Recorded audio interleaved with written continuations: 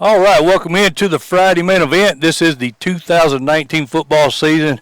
Lee Teat, I've been waiting for this day for about 5 months now. Oh, yeah, since about December the 4th. It's been, yeah, exactly. We are at Gallatin High School. We are very honored to get to be over here for our debut. Our good buddy, Coach Chad Watson's with us. Coach, how's it going, buddy? Man, we're really excited. Like you guys said, we've been waiting on this day for a long time. I know our kids and our coaches have worked and invested, and we never thought August 23rd would get here, so we're really excited. Well, Coach, you're following in the footsteps of one of the greatest coaches ever, Calvin Short. Of course, the field here is named after him. I think he had a career record of 205-30. That's an 87% win rate. That is crazy, man. 3 state titles, 3 different decades. I think he was a state runner-up 3 other seasons. All this in 17 years. Has Coach Short, has he approached you? Is he still communicating with the program? Yeah, I actually first met Coach Short at the Hall of Fame dinner or banquet that our baseball team puts on, and he was very welcoming to me. And I've actually been over his house 2 or 3 different times and formed a relationship with him. And anywhere you go in Gallatin, a lot of the people love their football here, and obviously everybody has a strong love and passion for what Coach Short did. And what he's done and the thumbprint he's put on this program is obvious everywhere you go in Gallatin. So, yeah, I've worked to have a relationship with him. Well, Coach, I really felt it was important for you as a coach, a first-year coach here, to bring the pride back to this Gallatin program. I mean, it's a very proud program, a lot of rich history. What have you done in the short time you've been here that's kind of brought the people around here on board with what you guys are trying to do? Well, that's like I've talked to different people in the community, and the first thing we wanted to do is let our kids know just how lucky they are to be playing in this program. It's very rare. I tell our kids, like, small-town football in Tennessee's obviously dying out a little bit, but just because you have so many different schools and not as many community schools. And when you get to wear Gallatin on the back of your jersey, that's really special, and it's even more special when it's a program that's got 3 state championships and multiple state championship appearances. So main thing is we want to let the people in the community know that we understand the tradition here and the standards here, and we want to display that as much as we can. Well, Coach, speaking of state titles and playoff runs, it's been 6 years since this Green Wave team has made it out of the first round. Mm-hmm. It's obvious that the level of success was not there, and what's expected over here is a level of success. What's a realistic goal for this 2019 team? Our goal is to put the best product on the field every Friday night, and I tell our guys we want to be better in Week 11 than we were Week 1, and no matter the results, no matter what happens tonight, we want to try to get better next week than what we do this week. With the kids we got, I think getting a good seed in the playoffs and going a couple rounds in the playoffs is where we should be striving for, and even more. So we're going to concentrate week in and week out, but I feel like we should be a playoff team without a doubt. Gotcha. Well, Coach, I got to meet Coach Chad Broderick. Of course, you brought him in as a defensive coordinator. I think you've got Nathan Wilson leading the offense. You've assembled what I feel is a really good staff, 2 or 3 actual former head coaches on this staff. How well have the kids brought into what these guys are trying to do, and what kind of reception have you gotten from the team? Well, first of all, I can't tell you how fortunate I feel to have Nathan Wilson on board. Modern era, the winningest coach in Macon County's history. The things he did there are unbelievable. And Chad Broderick he's actually our co-defensive coordinator.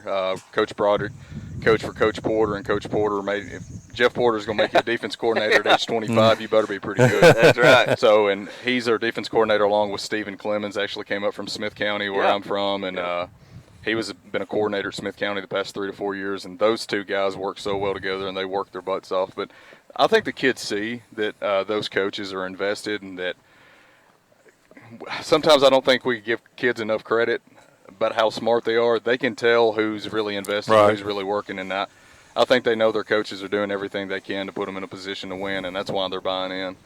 Well, Coach, going into the preseason, looking over your roster and everything that we see out there, you had Montez Banks and Isaiah Briscoe listed at your quarterback spots. We saw Banks at the Shelbyville scrimmage at the QB spot. Who's going to get the start tonight? Isaiah Briscoe will be getting the start tonight. He's taken most of the reps over the course of camp. Banks is still playing a role, a big part of our team, but right now we feel like Isaiah has matured more in the camp, and the kid's done everything we've asked him to do. And he's going to put us in a good position to win, we feel like. Well, Coach, you guys did have several scrimmages this spring and, of course, preseason here. I know I saw you guys against Shelbyville. I know you had Oakland over here last week. What was your takeaway from the scrimmages? What areas do you think, this Green Wave team probably needs to improve at? In the spring, I think the number one thing that jumped out at us was ball security. We played a really good Blackman team, and we put the ball on the ground a couple times, and we wanted to try to eliminate turnovers, and that's something we're going to be battling over the course of the year. But our physicality, that was the first thing I wanted to see in the spring, and I think we've done a pretty good job of playing physical, and I just want to see us continue to grow in that area. Well, Coach, we know that's a trademark of yours when you came down here from Clarksville, physicality, defense, getting after the ball. And, watching your scrimmages, we felt the defense was ahead of where they were last year probably at the time. Who's impressed you on that side of the ball? You talk about our defense, one of the first kids I'm going to be mentioning is James Mason. He's a transfer from Maplewood, and his brother, obviously, is the running back at Georgia Tech. But right. James, in his own regard, is a really good football player, even without the association of his brother, and he gets after it. He's an intelligent kid. Trustin Kemp is another kid that started here at Gallatin last year as an inside linebacker, and we transitioned him to a defensive lineman, and he's flourished, and kids get after it. We got a lot of kids that do a lot of really, really good things, and A.J. Branham's another kid that's moved spots. So I don't know that we've got the select superstar, but I really like the 11 we're going to put on the field. Right. We're talking Gallatin football with head coach Chad Watson here on the Friday main event. Coach, you got a really solid Lebanon team headed over here. Coach Chuck Gentry's done a really good job with that program. What type of tempo should we expect tonight in this game? Obviously week one, you really never know. And I'm sure Coach Gentry's got a few tricks up his sleeve that we hadn't seen on tape. And it's two physical football teams that I think both of them offensively are identities running the football and being physical up front. So, I mean, this game could go by pretty quick, honestly. I don't know how much the ball will be put in the air tonight. I know Coach Gentry said in a TV interview a couple of weeks ago that there is a lot of tradition in this rivalry.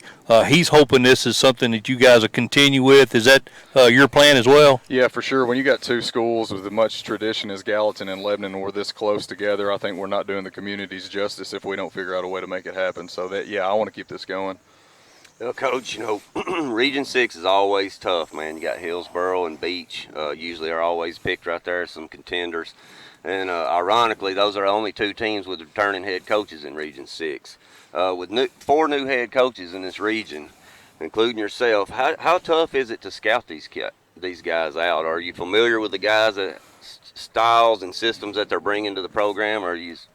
I think it's going to be a week-by-week thing, and we're going to take the scout tape and break it down. And, I mean, that is something that I learned from year 2 at Northeast. It is a huge advantage to be able to go back and watch last year's tape because maybe they did something the 2 weeks previous that you saw on film before you play them, but you can always go back and watch last year and see how they try to attack your defense. And we don't have that advantage this year, but next year we'll have a leg up, I guess I'll say.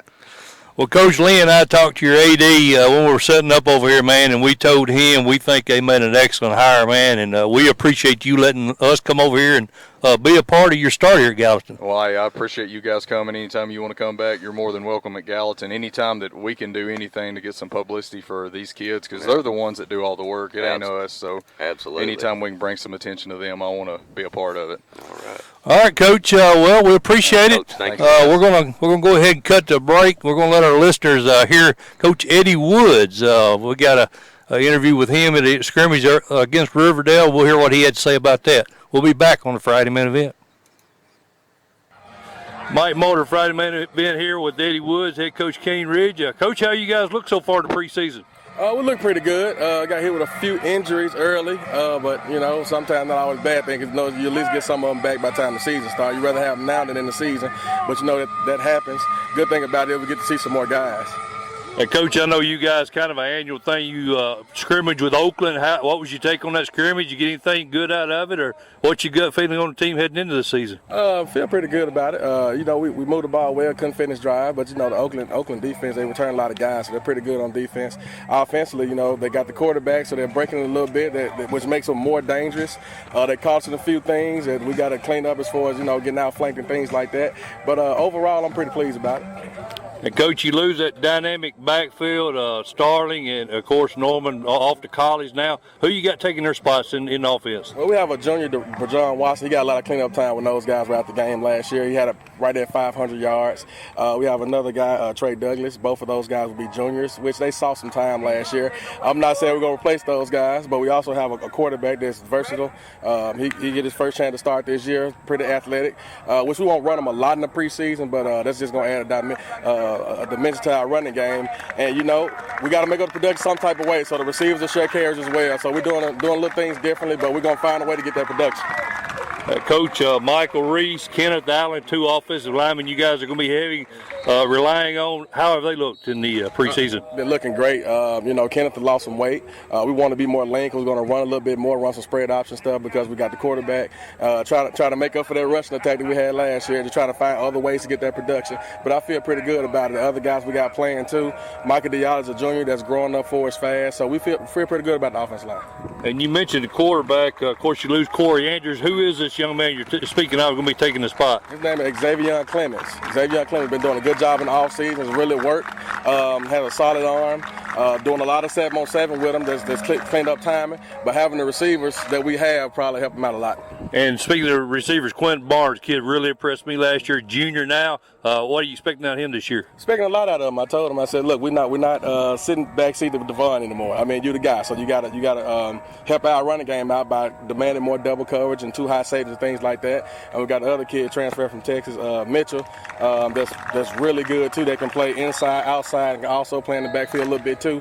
He's versatile, so Quentin give you that deep threat. He give you a deep threat as well, but he can kind of play everywhere too, which we're gonna get a lighter box to help those young running backs out. And, Coach, pretty tough non-region schedule. You guys open with Pearl Cone. You got Ravenwood. You got Brentwood. Talk a bit about that Ravenwood team. I'm sure that's a team you guys are wanting to get a shot at. Well, the thing is, we play them like that every year. We've traded the last couple of times as far as wins and losses.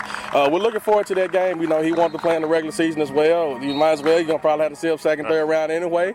But he does a great job of scheming, man. And, playing Brentwood early in the season just going to give us that ideas we need. Scrimmage in Oakland, teams like Riverdale that's just going to be sound. We got to be like that with Ravenwood, making the right checks on defense and everything, but I'm looking forward to it. Coach Woods, I always appreciate it, but good luck to you guys this season. All right, thanks. Thanks a lot. All right, Lee, that was Coach Eddie Woods, Cane Ridge. Very excited about his program, man. I'm excited about that new quarterback they got over there. He looked really good in that scrimmage I watched. Yes, sir. Let's move on, Lee. We're going to head over to East Tennessee. We've got a really good friend of ours, Fulton head coach Rob Black, on the phone with us. Coach, how's it going, buddy?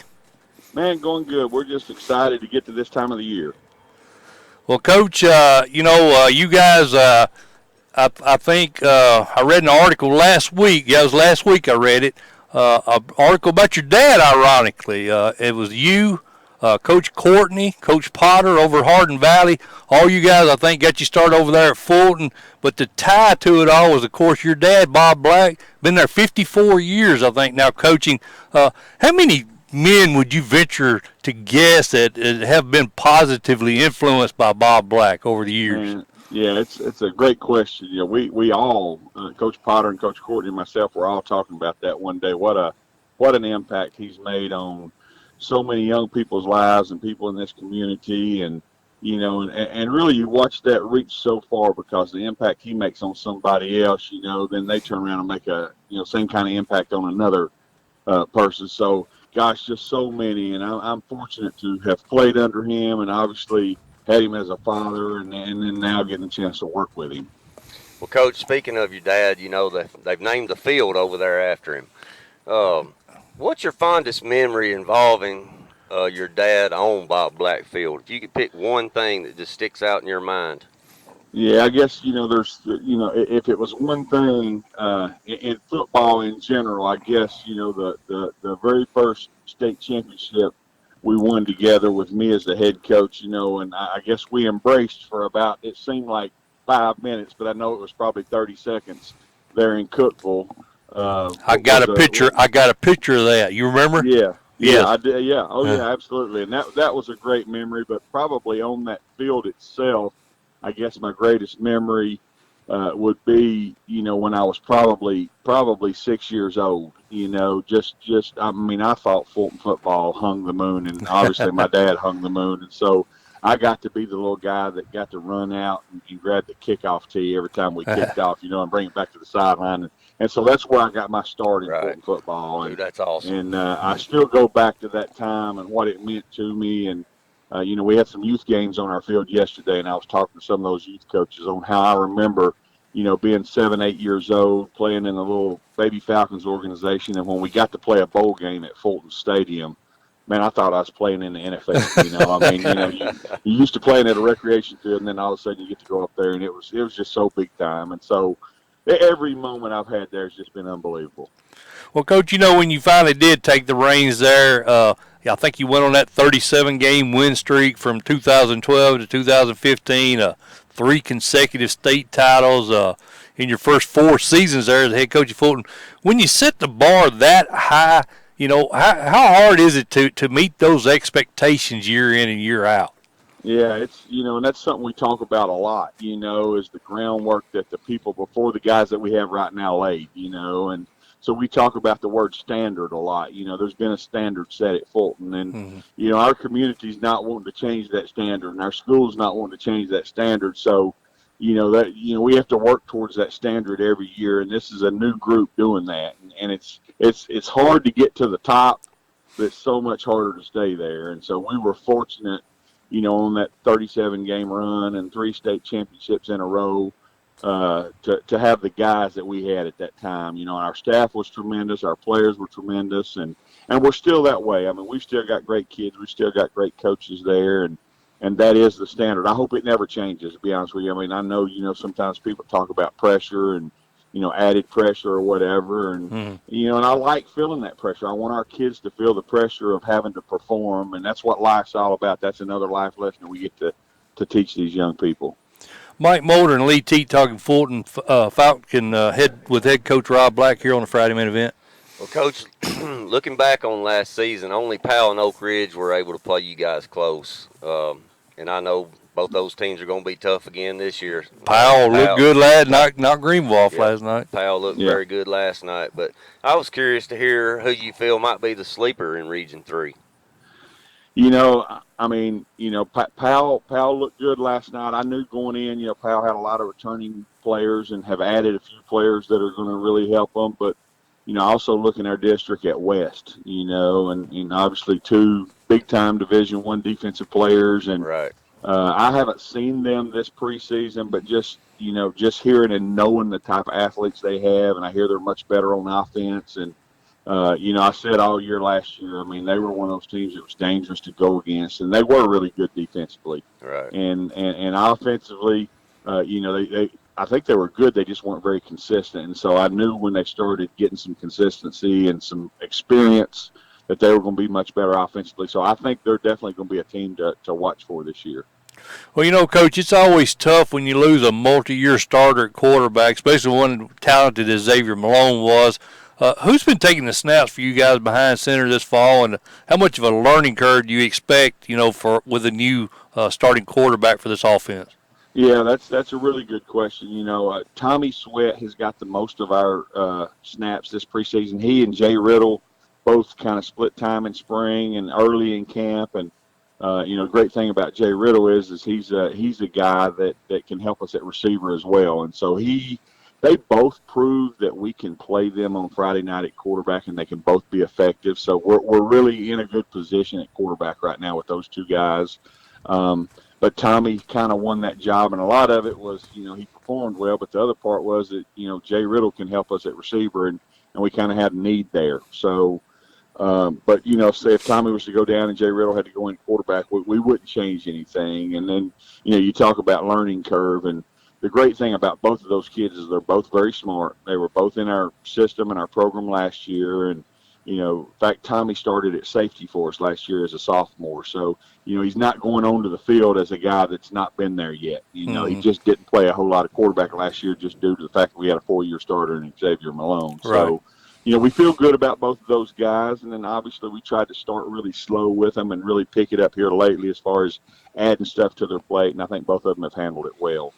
Well, Coach, we're talking about Xavier Malone there, losing him. You lost a huge senior class last year.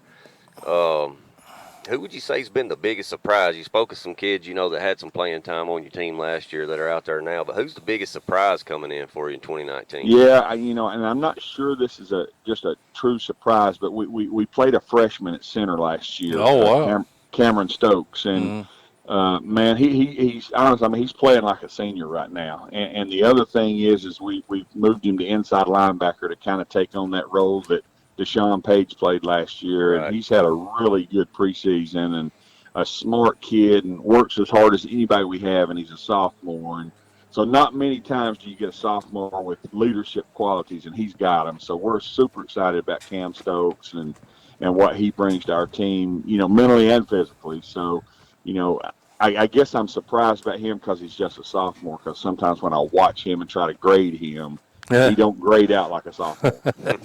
Well, Coach, during those championship seasons we mentioned, I think the biggest constant always for that Fulton team, in my mind anyway, was the defense. You guys always had a really strong defense. You've got Jason Harbison and Jeff McMillan listed as co-defense coordinators. I know Coach McMillan went over and Coach Carter for a couple of seasons. He's back. Has Coach Harbison been with you the whole time there? He has, yeah. He's been with me the whole time. And Coach Mack was the coordinator before Coach Harbison. Right. When Coach McMillan left to go to Carter, I promoted Coach Harbison. And then when Coach Mack came back, they kind of do the co-defensive coordinator thing. So really Coach Harbison more coordinates the front end of our defense, and Coach Mack does the back end of our defense, and they work really well together. We're joined by phone with Fulton head coach Rob Black here on the Friday Main Event. Well, Coach, we're going to talk about getting into your season there tomorrow night against South Doyle. You're going up against one of the top backs in the state with Elijah Young. Without giving away your game plan, what's your game plan? Yeah. You talk about Elijah Young, and man, what a talented kid. Obviously had a ton of SEC offers and probably did the smart thing and went ahead and committed before the season got here. And he's that type of player. And, obviously, watching him and hearing other people talk about him, I mean, he's a big-time Division I player, and I hear he's a great kid as well. And so, when you go against somebody like that, I think you got to understand that those guys are going to make some plays. Right. And so for us, we got to limit those, and we got to kind of contain him, knowing that, hey, he's going to make a few. We just can't let him make a ton. Right. And a lot of other people make some as well. So, containing him is a hard job, but we feel like we've got a good plan in place. And, we've never played against him. This is the first time we've played South Doyle in a long, long time. So, going to be kind of new for us, but you bring up a good point. I mean, he's a good player, and like I said, you're not going to stop him. I don't know that anybody's going to stop him. You just got to kind of contain him, I think. Well, Coach Black, we kind of talked about it a little bit. I think you guys are probably top to bottom in the toughest region in the state. When you look at Oak Ridge, Powell, of course, West you mentioned is going to be strong this year. I believe Lee and I, we may have had three. I think we had three teams in your region in our top 10. Now you add to that this South Doyle team. You got Central, you got Austin East. Oh, and that other Maryville, that team. Yeah. So I mean, man, this is really, I think, probably it's got to be at least, if not the toughest schedule in the state. Can't accuse you guys of dodging anybody this year, can we? No. I looked at that schedule on paper. You sit there and make the schedule, and then when I looked at it on paper, I said, "Man, who's responsible for this? Who did this? Are they trying to get rid of me?" So, but sure enough, seriously, I mean, when we look at that, I mean, we're tickled with our schedule, and I've just always been one of those guys that feels like, this is a playoff sport, and so you got to prepare for that. Right. And, when you play good people, you don't have any choice but to measure yourself up and see where you're at and then know where you've got to get to. And so playing a tough schedule has always been one of those things that's been important to me, and this is as tough as it's been, and I guess since I've been a head coach. Yeah, I'd agree, Coach. Man, we always appreciate getting the opportunity to talk to you, Coach Black. You're always fun to talk to. It's always a joy, and we always look forward. I missed you up there this year. I always talk to you up in Cookeville, whether you guys are playing or not. But I had planned to go and talk to you at halftime of that beach game. I walked up behind you, and you were talking to 2 or 3 other coaches. I didn't want to interrupt, and then lo and behold, we went into a rain delay, so I missed it. But yeah, I just want to let you know, man, we really appreciate you coming on with us every year, and hopefully we can do it again before the season's up. Absolutely. The feeling's mutual, and you guys do an awesome job covering high school sports, which I think is very important. So feeling's definitely mutual, and I'm on with you guys anytime you want me. All right, Coach. Well, good luck to you tomorrow night, buddy, and we'll be hollering at you soon. Sounds good. Thanks, guys. Thanks, Coach. Coach. Lee Teat, we didn't mention, we got a new feature this year on the Friday main event. We got a second camera. We big timing now, brother. We're rolling. They can get a little relief from looking at me and you now. So well, that probably help. Yeah, that'll definitely help a lot. We're looking at Gallatin's field here. Calvin Short Field. Calvin Short Field, man. Coach Watson's got it looking good out here, well manicured. Well, there's been some ball players on this field. He give Coach Broderick all the credit for how the field. Apparently, he's appointed him as the custodian of the field. But yeah, you're right, Lee. There's been a ton of talent out here. You was kind of mentioning some of those guys, former players, when you and I were setting up out here. But yeah, there's a lot of history here. That's right. But we are really happy that they let us come over and be a part of this season 1 with Chad Watson in game 1. I think we're in for a good game tonight. I'm looking forward to it. It's going to be one of them they call a slobber knocker. Slobber knocker. Yep. There you go. All right, Lee, so let's go ahead and take a little break here. We'll get Coach Rodney Salisbury lined up. I did catch up with Coach Will Kriesky in that Cane Ridge scrimmage, and we'll hear what he had to say about his Riverdale Warriors. It's Friday main event. We'll be back in a minute. Mike Mulder, Friday main event here with Coach Will Kriesky, head coach of Riverdale. Coach, how you guys look so far this summer? We've done well. You know, our kids, we've got an older group of kids, offensive line, defensive line, we're excited about. We got to get our skill kids up to speed. Taylor's done a good job, our quarterback. He's a 2-year starter, leading that group and getting those guys ready. Drew Smith's another returner. So we're excited in a lot of areas.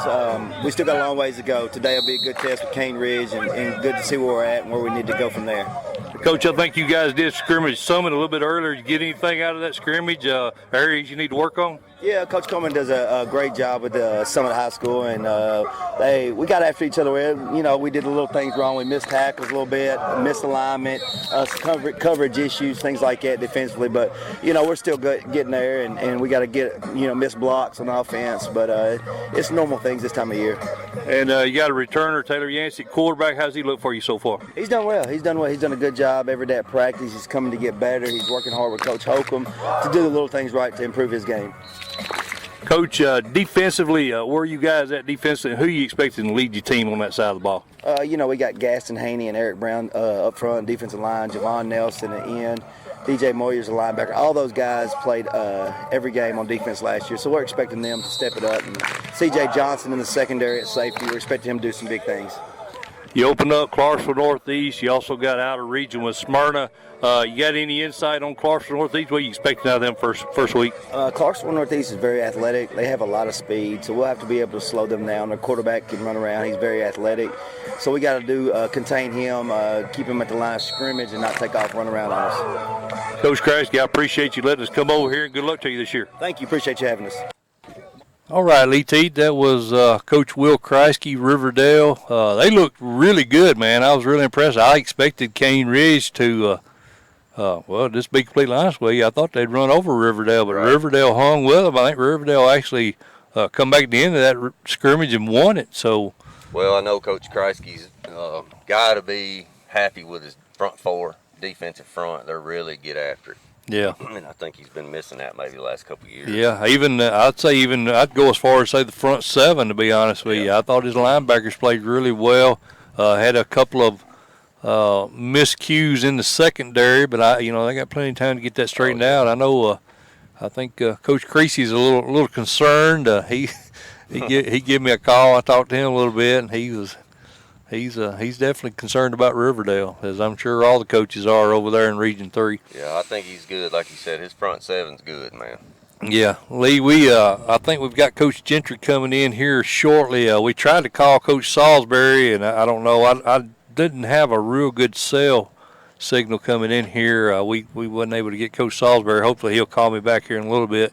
But in the meantime, I did catch up with Coach Floyd Walker. We'll go ahead and play that interview now, and hopefully Coach Gentry will be over here with us shortly, and we'll get him on. But this was Eagleville head coach Floyd Walker in a three-way scrimmage, Cascade and Richland. He's got a lot of rebuilding this year, Lee. He lost a lot of good players, and we'll hear what he had to say about his guys. Mike Motor, Friday Main Event here with Floyd Walker, head coach of Eagleville. Coach, how's things look for you guys heading into the 2019 season? Things are going well so far. You know, we're pleased with all the young kids we have on the team right now, and we're growing. We're trying to get a little bit better every day. And Coach, I'm going to go ahead and give you the obvious question. You know what's coming. I do. Ethan Cobb, maybe the best athlete Eagleville's ever had. He's gone. Who's going to step in and fill those shoes this year? Well, it might be a couple of guys that end up playing in Ethan's spot. We're going to play a couple of kids, Marcus Collins, Rylan Randall. We're going to play a kid named Andy Jones, and we may even have to move Trevor Griffin to quarterback some. But it may be quarterback by position or by committee, but it'll be a different look than when you had Cobb. So we're excited about it. You wish you had him back, but you look forward to what these kids can do in his place. Coach, you did graduate quite a few kids. Any kids that really stuck out, spring camps, preseason here that you really wasn't expecting a lot out of and have kind of shocked you so far this year? Yeah, we got a lot of young kids that's starting to come along. We've got a kid named Elijah Hockett, who's an offensive defensive lineman that we're expecting some quality snaps from. We've got young kid named Caden Snitzer, who's going to be a freshman that we're excited about, that really did a great job for our middle school program. And we've got some sophomores that's been biting at the bit to get their opportunity. So our young kids have been doing a great job just from trying to compete. So we're excited to see what we can get done today with them. And Coach, Forrest, Lewis County, probably two of the teams a lot of people are thinking are going to be pretty good in the region. How are you guys expecting to finish in the region? And who do you think will be the toughest competition this year? Well, I mean, both of those teams are quality programs, and we're not even worried about the region right now. We're just trying to figure out what kind of football team that we're going to have this fall, and what kind of football team is going to give us the best opportunity for success. And we ain't gotten into the region stuff now. It's kind of like that old deal. We're just trying to worry about Huntland in the first game of the season. You just looking at my notes. That's my next question. You got Bob Robertson. You guys head down to Huntland week 1. You know anything about those guys yet? I don't know what they have returning. I know that Bob does a good job with them running the wing tee. I know they've got a couple of good athletes at running back. They hung up a bunch of yards on us last year, so I think they've got those skilled people returning. So we got our hands full, especially taking a young team on the road that first Friday night. Coach, new program, Rockville opens up, 6A school. Have you seen any people transfer over? Have you seen any drop off in your enrollment so far because of that? Well, we hadn't officially had our students on campus yet, but I'm sure it's going to hurt a little bit. How much, I don't know. We lost a few kids football-wise to Rockville. We probably lost 6 kids, but our numbers are down just a fudge. But that's due more to graduation than it is to Rockville opening up. Coach, I really appreciate you taking the time. Good luck this season. My pleasure. Can you suit up and play for us? Yeah. All right, yes, come sir. on. All right, we are back here on the Friday Main Event. We've got head coach Chuck Gentry joining us now, and that was Floyd Walker, Lee. I don't know if you hadn't had a chance to hear that interview, I don't think, but I think he's kind of expecting a building year over there at Eagleville is kind of the way he put it, but we appreciate Coach Gentry coming on a little early with us. Coach, how you doing? I'm doing great. Thanks for having me, guys. Well, it's always a pleasure. You got a big game over here tonight, but I think you took this program over 3 years ago. I think you guys were 6-36 the 4 years previous to you getting there. Just your second year on the job, you won 8 games last year, and you done a heck of a job. You got to be pretty excited about the direction of the program now. Well, it's been an uphill climb, but it's something that's, when I looked at the program to start with, that there was potential for growth. And, I've got a good coaching staff, and my guys, they work hard. We have fun, and then a lot of camaraderie with us. And then our players are wonderful. That's really what makes us go. We have good football players. And, it's been a fun journey. And, we're growing every day, and hopefully we just keep getting better. Well, Coach, when you hired in, you told the guys you needed three things from them: toughness, some attitude, and discipline. I'm guessing that mindset came from 14 years of coaching with our friend Coach Maynard. Can you speak a little bit about that? Well, yeah, a lot of our program is a complete replica of Cookeville High School or Smith County High School. What we did with Coach Maynard, and a lot of my coaching styles and things we learned, come from him. Good friend, good man, good football coach, and hopefully tonight, as we get on, we can see some. We call it PACE at Lebanon: Right. pride, attitude, and commitment and effort. And we feel like if we can get those four things, then we'll get it done. Well, Coach, I know you mentioned, you spent 10 years there with Coach Maynard at Smith County. I think you was 4 with him there at Cookeville. I'm sure that somewhere along the way you had opportunities to get your own program. You kind of spoke a little bit about it, but, what was it total, as far as this Lebanon team, Lebanon program, what was it that made you decide, hey, now's the time to jump over? Well, I'd been with Jimmy actually 18 years, 14 at Smith County and 4, and I had chances, but Lebanon's close to Carthage, and my wife graduated from Lebanon High School. Mm-hmm. My granddaddy used to work at the rubber plant in Lebanon, and he started watching high school football, watching Lebanon High School. Okay. And it's one of the places that when I was young, I kind of circled on the map and said, that's a place possibly that would be a good place, and the connection with Cumberland University, and Lebanon has been good for us. Mm-hmm. Right. Well, Coach, how much different is it? Obviously you was there at Cookeville with Coach Maynard as the coordinator. How much different is it when you go from a 3A level to a 6A? What do you see? I know schematically that it might be the same, but what's the difference? The speed of the game, size of the players, speed of the game. There's good players in any level of football. You can go in 1A and find some good football players, but the amount, just like in different programs, different places, but the size and the speed of the game, and football's football. Right. Once you get out there between those painted lines, they got 11, we got 11, and it's football. But if you've got this many players to choose from, this many players to choose from in the school, if you can get them involved, get them interested, it's a different atmosphere, and also there's a lot of other things that in 6A football that people can go do. They can run track, they can do right. and in the small towns, football sometimes is it. Right. And so there's a difference, but to me there's a lot of stuff, a lot of similarities. Mm-hmm. Mike Mulder and Lee Teat talking Blue Devil football here with Lebanon head coach Chuck Gentry here on the Friday main event.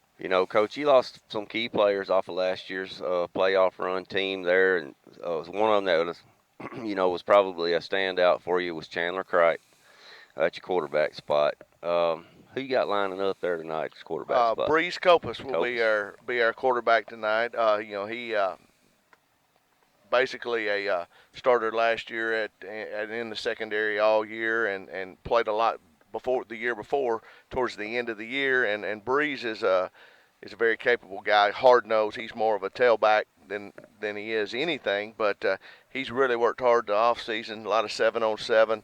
He's threw a ton of balls into nets, and he's gonna be there for us tonight. And he is our leader. Right. I mean, that's who that's important. If you ask our football team who the leader on the team is, they're gonna point to number 2, and that's important to have that from that position and that guy. And we'll kind of go offensively as he leads us, but Breeze is going to do a fine job, and he'll flip around and play defense too. So right. We're looking forward to him having the opportunity to shine. He just happened to be stuck behind a really good athlete that's playing on Saturdays. That's right. Well, Coach, talking about a really good athlete, Zion Logue last year, that's one thing you knew that guy's going to take up 2, maybe 3 blockers every play. That had to help you schematically, I would assume. Do you have anybody on this roster that teams and coaches may have to put a little extra time in preparing for? Well, Zion, you couldn't miss 6'6", 308. But, a lot of things that helped Zion last year is Grayson Gregory. He's not 6'6", he's about 5'11", but he's 300 something pounds, and he's a space eater and has the ability to really take over games at times. Mm-hmm. And he is one that will we kind of revolve our defense around. And then Daniel Davila is another one that you'll hear a lot about. Yeah. And he's about a 6'2", 225-pound inside linebacker, and he is a runner and a hitter. And those two are going to be the key points of our backbone. They will be in on a lot of tackles. Okay. Well, Coach, talking about defense, we'll flip over on the offensive side of the ball a little bit. And I know, from knowing you for years, you like to establish the run game. Man, you got a tailback in DeQuante Shannon that is a special player. Speak a little bit about DeQuante and what we can expect to see out of him tonight. Well, DeQuante is, he's the first sophomore in over 40 years to rush for 1,000 yards at Lebanon High School, and a lot of that came late in the year. Yes, sir. Because he was young, and he still liked to go east and west, and he figured out that, there's guys that can run at this level too, and and so he started getting better, and our offensive line gelled a little bit, and we got better towards the end of the year, and he has gained about 20 pounds. He's got stronger, he's got faster, and he's got some wiggle to him also. Yes, so he has broke. He hadn't run the ball much this preseason, and he has got. He broke 2 or 3 runs where I was anxious to see if he was going to get caught, and he didn't get caught, so that's a good thing. Right. And I expect him to be a workhorse. We're not playing him on defense. He could be a starting corner, but we're going to, that's we want to play good defense and run the football, right. and we're going to try to do that. And like I've told him, he was upset in the jamboree. He got 1 carry, and I told him that's 1 too many tonight. But I said, don't worry, we got the saddle polished up, so you'll be okay. That's right. But he's a good one. He's going to be special for us, and we feel like that he has the sky's the limit with him. Well, Coach, you guys face a much improved Gallatin team under first-year head coach Chad Watson. He's trying to get this program back. You just went through it, trying to make a program relevant again. And he's although they probably hadn't fell off as much as Lebanon was, they haven't been where they want to be at. What was your impressions of this Gallatin team watching film on them? What are you kind of expecting out of them? Any areas of concern for you? All of them. They look good. They look good. They passed the eye test, and then they've got some guys. They're running around and hitting some folks on defense. And anytime you stand in there and go toe to toe with Oakland a little bit, last week in the jamboree, a lot of teams, come in there and they back down. They didn't back down last week, so. They've got a good football team. Coach Watson and his staff are doing a great job. I know the community's rallying behind them. That's important. The kids are playing for them, and there's a lot of effort out of them. And I expect them to be a good football team on down the road. And I hope they just takes them a little time to gel. And they don't Not tonight anyway. They don't get rolling tonight, but they. Gallatin is one of the programs when you talk about high school football that comes to mind. And we're sitting here at this stadium and this field, and it's a tradition-rich place. And I don't think it'll take him too long to get it back to where the Gallatin community wants it. And we've definitely got our hands full tonight. Well, we talked to Coach Watson a little earlier, Coach Gentry, and he talked about it, and we kind of felt like. I think you guys haven't played since 2014. There's a lot of tradition in this rivalry here. I'm sure he's on board, and I assume you are going to try to continue this game. And my athletic director is the one who wanted this game. Okay. And so I try to be a yes man to my bosses. And, right. And so, yes, this is, 20 minutes away. Right. I think 16 miles. This is the 76th time they've played each other tonight. And, there's no reason not to be playing, and hopefully we can get this going and keep it going and keep it game one and pack the stadium both places and have a little fun doing it, make a little money also. Right. There you That's go. Absolutely right. Well, Coach, you get both teams who finished ahead of you last season in the district, Mount Juliet and Henderson, or in the region, Mount Juliet and Hendersonville, get both of them at home this year. I think both losses were by about 4 points, which we give home field advantage. I think that's good for a touchdown. 4, right? How much of an advantage, if any, is it to get those teams for you this year at home? I obviously like playing at home, but I don't mind traveling because I don't like having to get the field ready and all that stuff you got to do. Sometimes it's easier to get on the bus and go. I don't know. I think it depends on the year-by-year basis. Correct. It depends on your team. Sometimes teams want to play at home. Sometimes the kids don't care. Let's get on the bus and go play. Sometimes you got that team that say, meet me out there in the parking lot and let's go. So I don't really look at it as an advantage or disadvantage. I think the advantage and disadvantage has got to be in execution. And we're chasing those two teams. And we look forward to tying off with them and squaring off and seeing where we stand. Well, we feel like that we left some points on the board against both teams last year, and I'm sure if you talk to their coaches, they're probably like, yeah, we should have stopped you more than and they did, and both of those are good football programs, and a few weeks before we get to cross that bridge, so it's two good football teams that we enjoy the competition with. Well, I'll tell you, Coach, I got a chance to see another rival of yours, Wilson Central, down at Shelbyville, and I talked to Coach Dedman, and I thought they had improved a lot. Have you heard anything out of them this year? I've heard that they're got a good program coming back, and that they're a lot of positive things coming out of camp, and again, you know how it is in.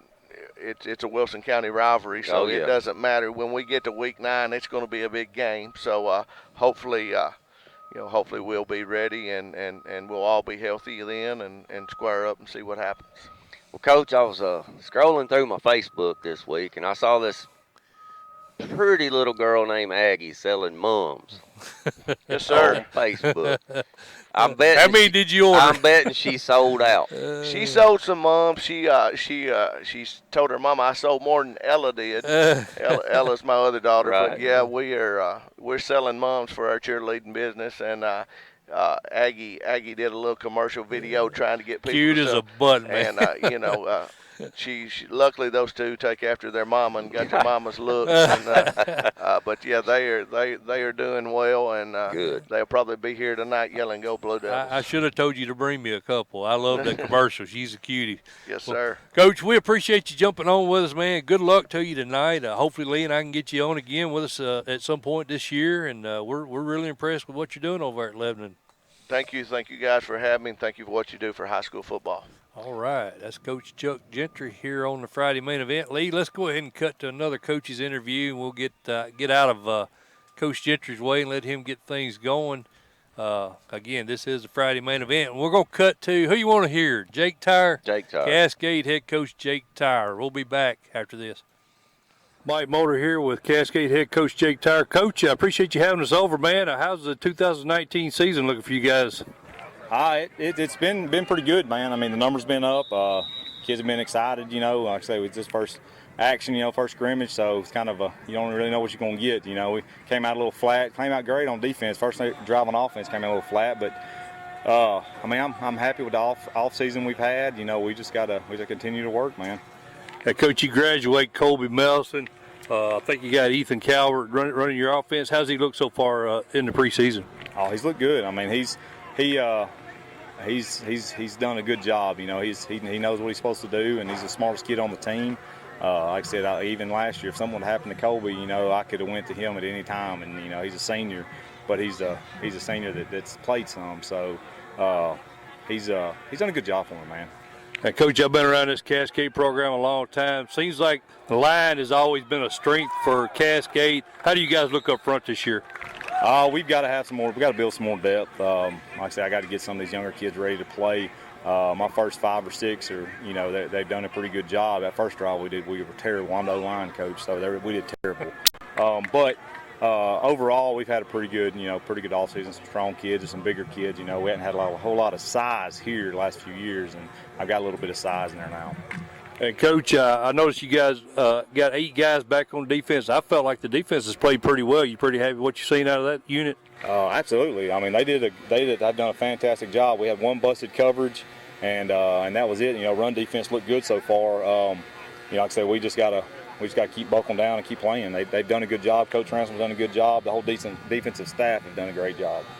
And Coach, Region 4, typically we expect Trousdale County to be up toward the top, Watertown, Westmoreland, all strong teams. What are you expecting this year? Pretty much the same? Does Cascade get in the mix this year? I think it's pretty much the same up top. You know, I think if we can play well and play how I think we can play, you know, we can make some noise. You know, I've got to see how these kids are going to do it. So, but you know, at the top, Trousdale, and then behind that, you know, I think there's the rest of the region is fighting for 2 through 4. You know, Watertown's going to be good. You know, they graduated a lot, but Coach Webster does a good job with those guys, and they've got a lot of kids. So, you know, I think, you know, it's Trousdale, Watertown, and, you know, maybe the rest of us coming in there. So, you know, it's going to be a battle. You know, it's going to be a battle. We've got to fight Trousdale. You know, Trousdale's an elite team, an elite program. They've always been. So they're where we all want to be. So that's kind of how I feel about the region. Coach, last question. First week of the season, you guys got Moore County coming over here to the stable. Know anything about that squad yet? Not really. I mean, other than they were going to run the wing tee. I mean, I don't know anything else. I think they graduated a lot last year, so I think they got some holes to fill. But you know, I mean, Coach Dodd does a good job, so he'll have them ready to go week 1. And we'll be ready to go week 1, so it should be a good game. Coach, I appreciate your time, buddy. Thanks for coming out, man. Mike Motor here with Cascade head coach Jake Tyre. Coach, I appreciate you having us over, man. How's the 2019 season looking for you guys? It's been pretty good, man. I mean, the numbers been up. Kids have been excited, you know. Like I say, with this first action, you know, first scrimmage. So. All right, we are back here Friday main event, Teat, and you can see the teams out on the field getting ready for warm-ups. That's right. It's about time, man. I'm ready. I'm pretty excited about being over here at Gallatin. Unfortunately, we just haven't been able to get a hold of Coach Rodney Salisbury. I don't know what the issue is. He may be still mad because I called that Oakland game last year in that title game. I ain't mad about that, I can tell you. That might have been his way of saying, I'll show that guy. I'll just stand him up when he calls me next time. Nah, he ain't going to do that. But, yeah, this is a Friday main event. I'm Mike Mulder, and he is Teat. We appreciate you guys tuning in. Like our new banner here, Lee. Sure do, man. Marcia Howard at Elaborate Images hooked us up with that. She does our shirts, our hats. Yep. Got some gear coming in. Got some gear coming in, some new hats. So if you want any Friday main event attire, you can go to our website at FridayMainEvent.com, and there's contact information there to get in touch with Marcia. Well, Lee? Hey, while we're throwing out shouts, man, I'm going to throw out a shout to my buddy Pete Coleman over at Pro 3 Fitness.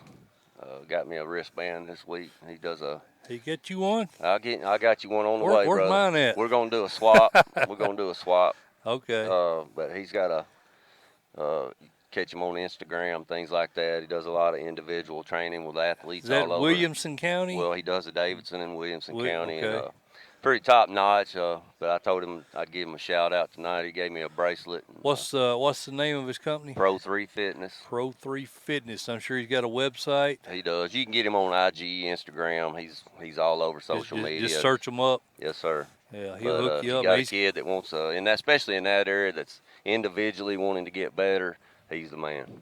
Yeah, he's got a lot of top athletes, yes, a lot of current NFL and former, NBA that has been through his program. Yes, does sir. a good job over there, no doubt. So I told him I'd give him a quick shout tonight. So all there right. you go, Pete. All right, that's $100 right there.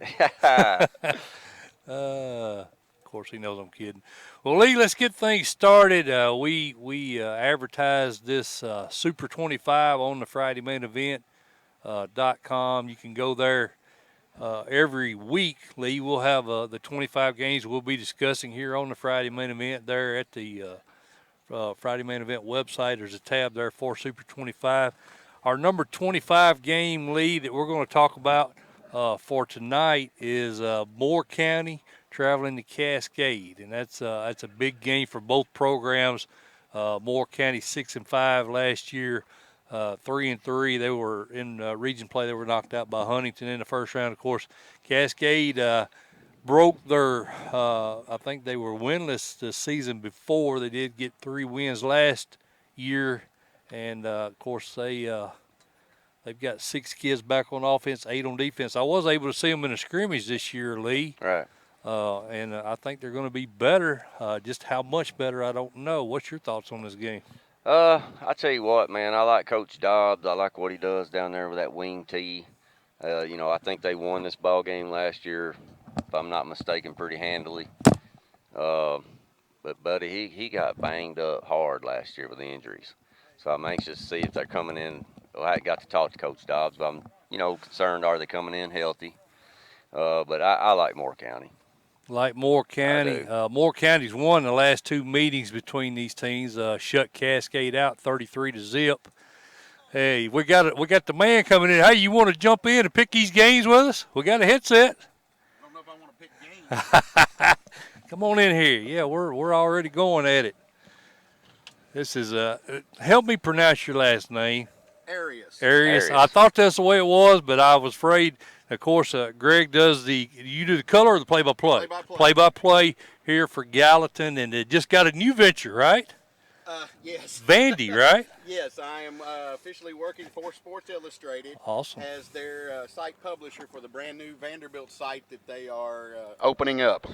Had you muted, but you're good. Sorry, I forgot we'd muted that out. But yeah, say that one more time now that you're not muted. I'm working for Sports Illustrated. Gotcha. Just got hired this week. It's a brand new site, team-specific site covering all Vanderbilt athletics. Awesome. And so I'll be working for them. That's outstanding. That's great. I'm gonna double check here and make sure we got you in.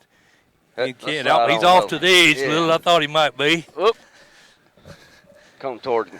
There we go. Now, we're going to make you pick games if you sit down here. But I tell you what, though, while we got you here. Go this way. I know a couple kids on that Vandy football team. Do you now? Yes, sir. Gavin Schoenwald and Cam Johnson. Okay. I don't know either one of those gentlemen. You will when it's over. We got a bunch of people here in Gallatin and several that played here at Gallatin that are former Vanderbilt players. Yes, still around town. So all you right. got Mike, I know you're probably old. You may be old enough to remember. Carl Woods. Oh, yeah, definitely. Carl Woods, Jeff and Darrell Holt, Arnez Perry all played on those same Vanderbilt teams together. John Short, Coach Short's son, was at Vanderbilt back in the mid-'80s. That's right.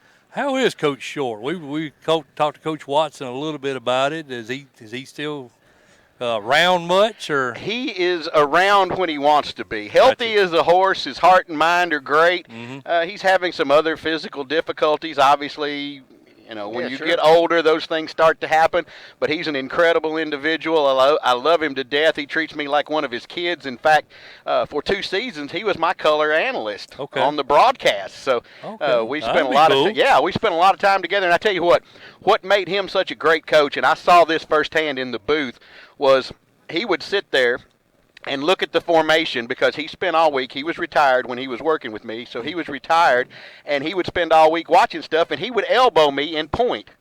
And wherever he pointed, 9 out of 10 times, he was right. He knew where they were going. So if he could do that from the booth, he could do that from the field. Absolutely, yeah. He studied. He came in with 5 or 6 pages of notes on a high school football game. It was incredible what he did. I think is 87% win rate. The state championships in 3 different decades. Yeah, he's a legend. 3 different decades and 3 other state runners up. That's right. So yeah, he did those in different decades too. That's crazy, man. We have a friend of ours that we both worked down at Nissan, and one of my good friends down there that I think the world of was a legend under Coach Short down here named Al Rogan. Mm-hmm. Real good D tackle. Went up and played at Western Kentucky. Yep. And he had a son and probably a grandson or a nephew or 2. Rogan is a name that's been around here for a long time. Yeah, and I've known Al for a while. And Al, I tell you what, he talked about Coach Short, and he said Coach Short was my dad.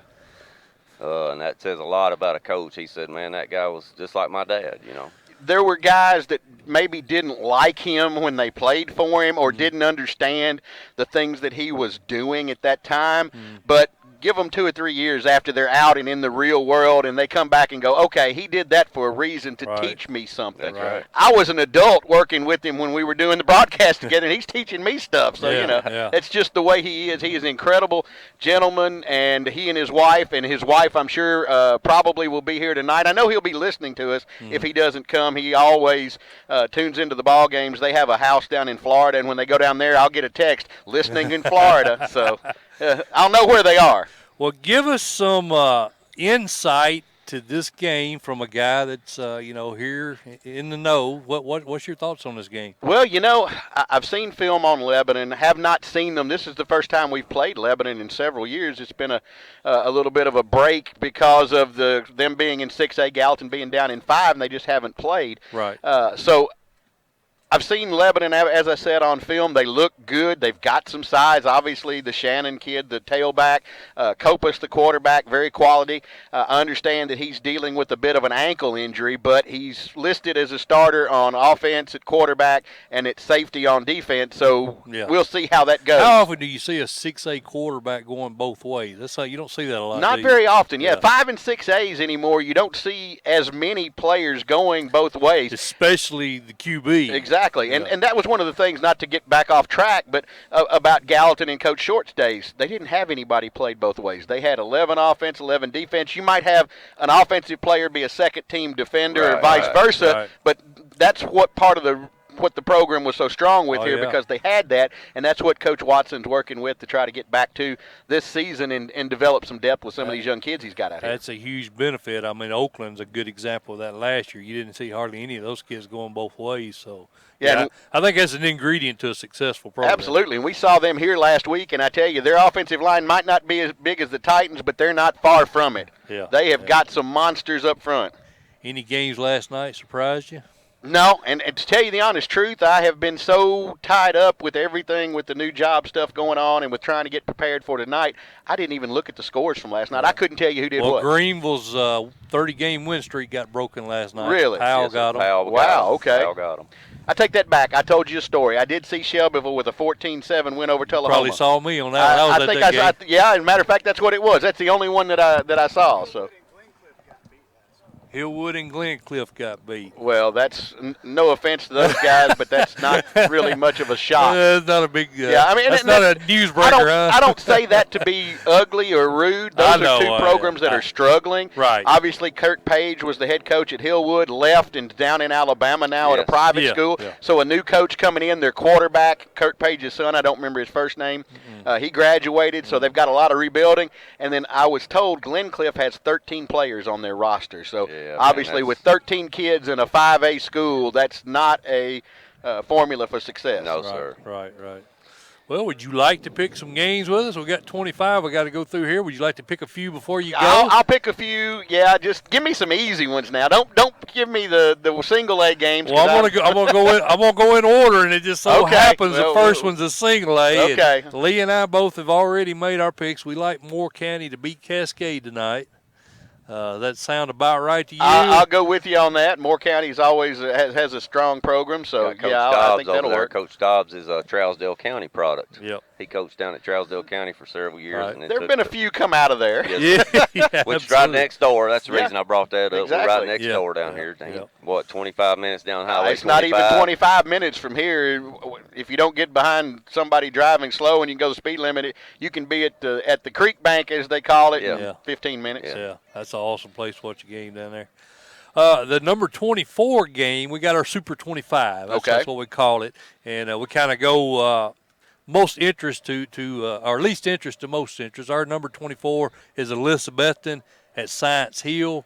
Lee, of course, Sean Witten's squad. They've had that Green Devil demon they've had to try to exercise every year. They go to Science Hill, and I've been impressed with Stacy Carter there for years as a Hilltoppers head coach. What's your thoughts on this game? Well, buddy, I think tonight Science Hill might get Elizabethton, and I say it for one reason. Elizabethton's replacing Carter Everett at quarterback. So they got since they're replacing that quarterback, and Carter Everett was a great quarterback there. We saw him last year live against Greenville. That's a good place to go watch a game, Greenville, by the way. So I'm gonna maybe, I don't know what this was in the pick'ems, but I'm gonna go out on a limb maybe to some people and say Science Hill. I know they're a 6A versus a 4A, but I'm gonna say Science Hill. Who you like, Greg? You know, you guys are well ahead of me on this. Oh yeah, I know. I mean, it's. I'm going off reputation. I would say probably Science Hill, but I don't know a lot about either program. Well, they lost their quarterback is a concern. I think is A.J. Stewart. I think he transferred. I think he's actually at Greenville now. Right. So that's an issue, I think. But Science Hill, I agree with you, Lee. 6-6 last year, 4-2. They've got a lot of defensive starters back. They should be strong on the defensive side of the ball. And I like Chris Thomas, the tailback there at Science Hill. Yeah, he's a solid kid. Solid kid, ran for about 1,700 yards last year. So I'm gonna go with you guys. I'm not gonna split it here. I'll go Science Hill as well. Next game on the list is Loudon traveling to Greenback. I'm sure you've heard a lot about Greenback, single A dominant team. Yes. Matter of fact, they were our preseason number 1 in 1A. And then, of course, Loudon's 3A, the Redskins, Jeff Herrick there, typically got a pretty good program there at Loudon. What's your thoughts on this game? Mike, I'm going to go with Greenback. I like Coach Ryan, but I think for a 1A squad, I don't know of anywhere else in the state that I've ever seen that much talent on a roster in a 1A squad. Yeah. I mean, he is absolutely loaded to the hilt with talent. And they had their Maryville's quarterback transferred out there. I don't know if you knew that, Greg. Braden Carnes, quarterback at Maryville, starting quarterback, transferred to Greenback this year. Well, now, Maryville got the other, and I don't remember his name, but the kid that came back from the injury. So it wasn't like they're hurting. They lost a good player, but they had somebody else. That's true. That's Maryville. That's true. They're always going to be an overabundance of talent there at Maryville.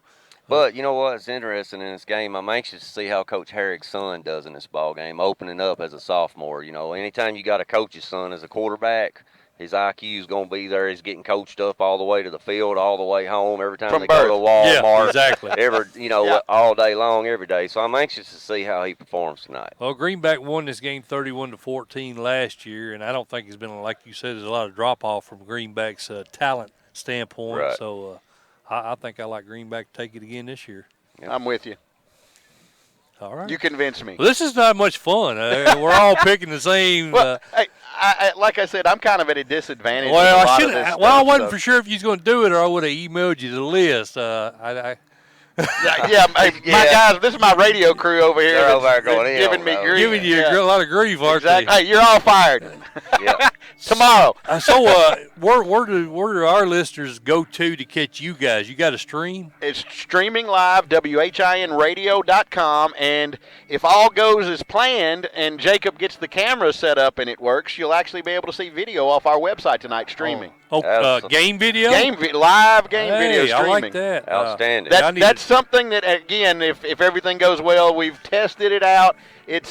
Was working, but you know how electronics are. I got one for you. Lee and I get here. There's one plug in this area for power, okay? Yeah. It's right back here behind your scoreboard. Guess what? It didn't work. Oh, I'm sure it didn't. No, it still does not work. I'm sure it didn't. We bypassed the plug. We wired straight into your box here. I don't know anything. Hey, if the fire marshal's listening and shows up, I know nothing. Yeah, it was an adventure. We're both electricians. Well, hey, that's part of the fun of high school sports. Yeah. You go to places and you never know really what you're going to run into when you get there, especially if you've not been. Right. If it's the first time, to try to figure out how to make things work. Yeah. Press boxes are obviously all different sizes and shapes and stuff like this. So. Yeah, I tell Lee every year. I mean, what we're going to learn something new every time we set up that we. Inevitably we're going to make a mistake at. So we had a similar situation up at Tennessee Tech several years ago. In fact, before the state championship games were up there, we went up to play Cookeville at Tech before they got their new school and the new field there. And this was so long ago we didn't have cell phones. We actually had to hardwire the telephone box to get the phone line so that we could get out of Tech to get the signal back here for the game. Oh, man, yeah, it's crazy. You never know what you're going to run into. No. It is. Well, Greg, if you want to go set up, brother, I'm kind of getting it. Give me two 5A games. You got two 5A games. Let's pick some 5A, and then I'll get out of here. All right, yeah. We definitely have got some, I'm sure. Do you want 5A solely or a 5A team involved? It doesn't matter. Well, how about Lincoln County and Giles County? That's an old rivalry there. I'm going to take Giles County. You like Giles County? Giles County. Yeah, David O'Connor does a great job. Your counterparts don't agree over there. Well, that's okay. That was a tough one for me, Lee. I should have picked out an easier one. I like Tim Johnson down at Lincoln County. I think he's doing a really good job down there. I think they're on the way up. They're on the way up. I agree. Giles County, I think Lee and I had them in our top 10 in the preseason, so That game right there is kind of a pick 'em. Just to be different, I'll go Lincoln County. That way we're not on the same page on all of them. What about you, Lee? You're the tiebreaker. I was going Lincoln County, and I've heard that in a couple of their scrimmages this year that people have said they're much improved. And I think that some of the kids, they were losing to Fayetteville. Lincoln County, when they were a powerhouse, there wasn't no Fayetteville High School. Oh, no. So they got all the kids. But I think now that some of those kids are getting back out into the county and going over there, and I think Coach Johnson will get them. So I'm going Lincoln County. Okay.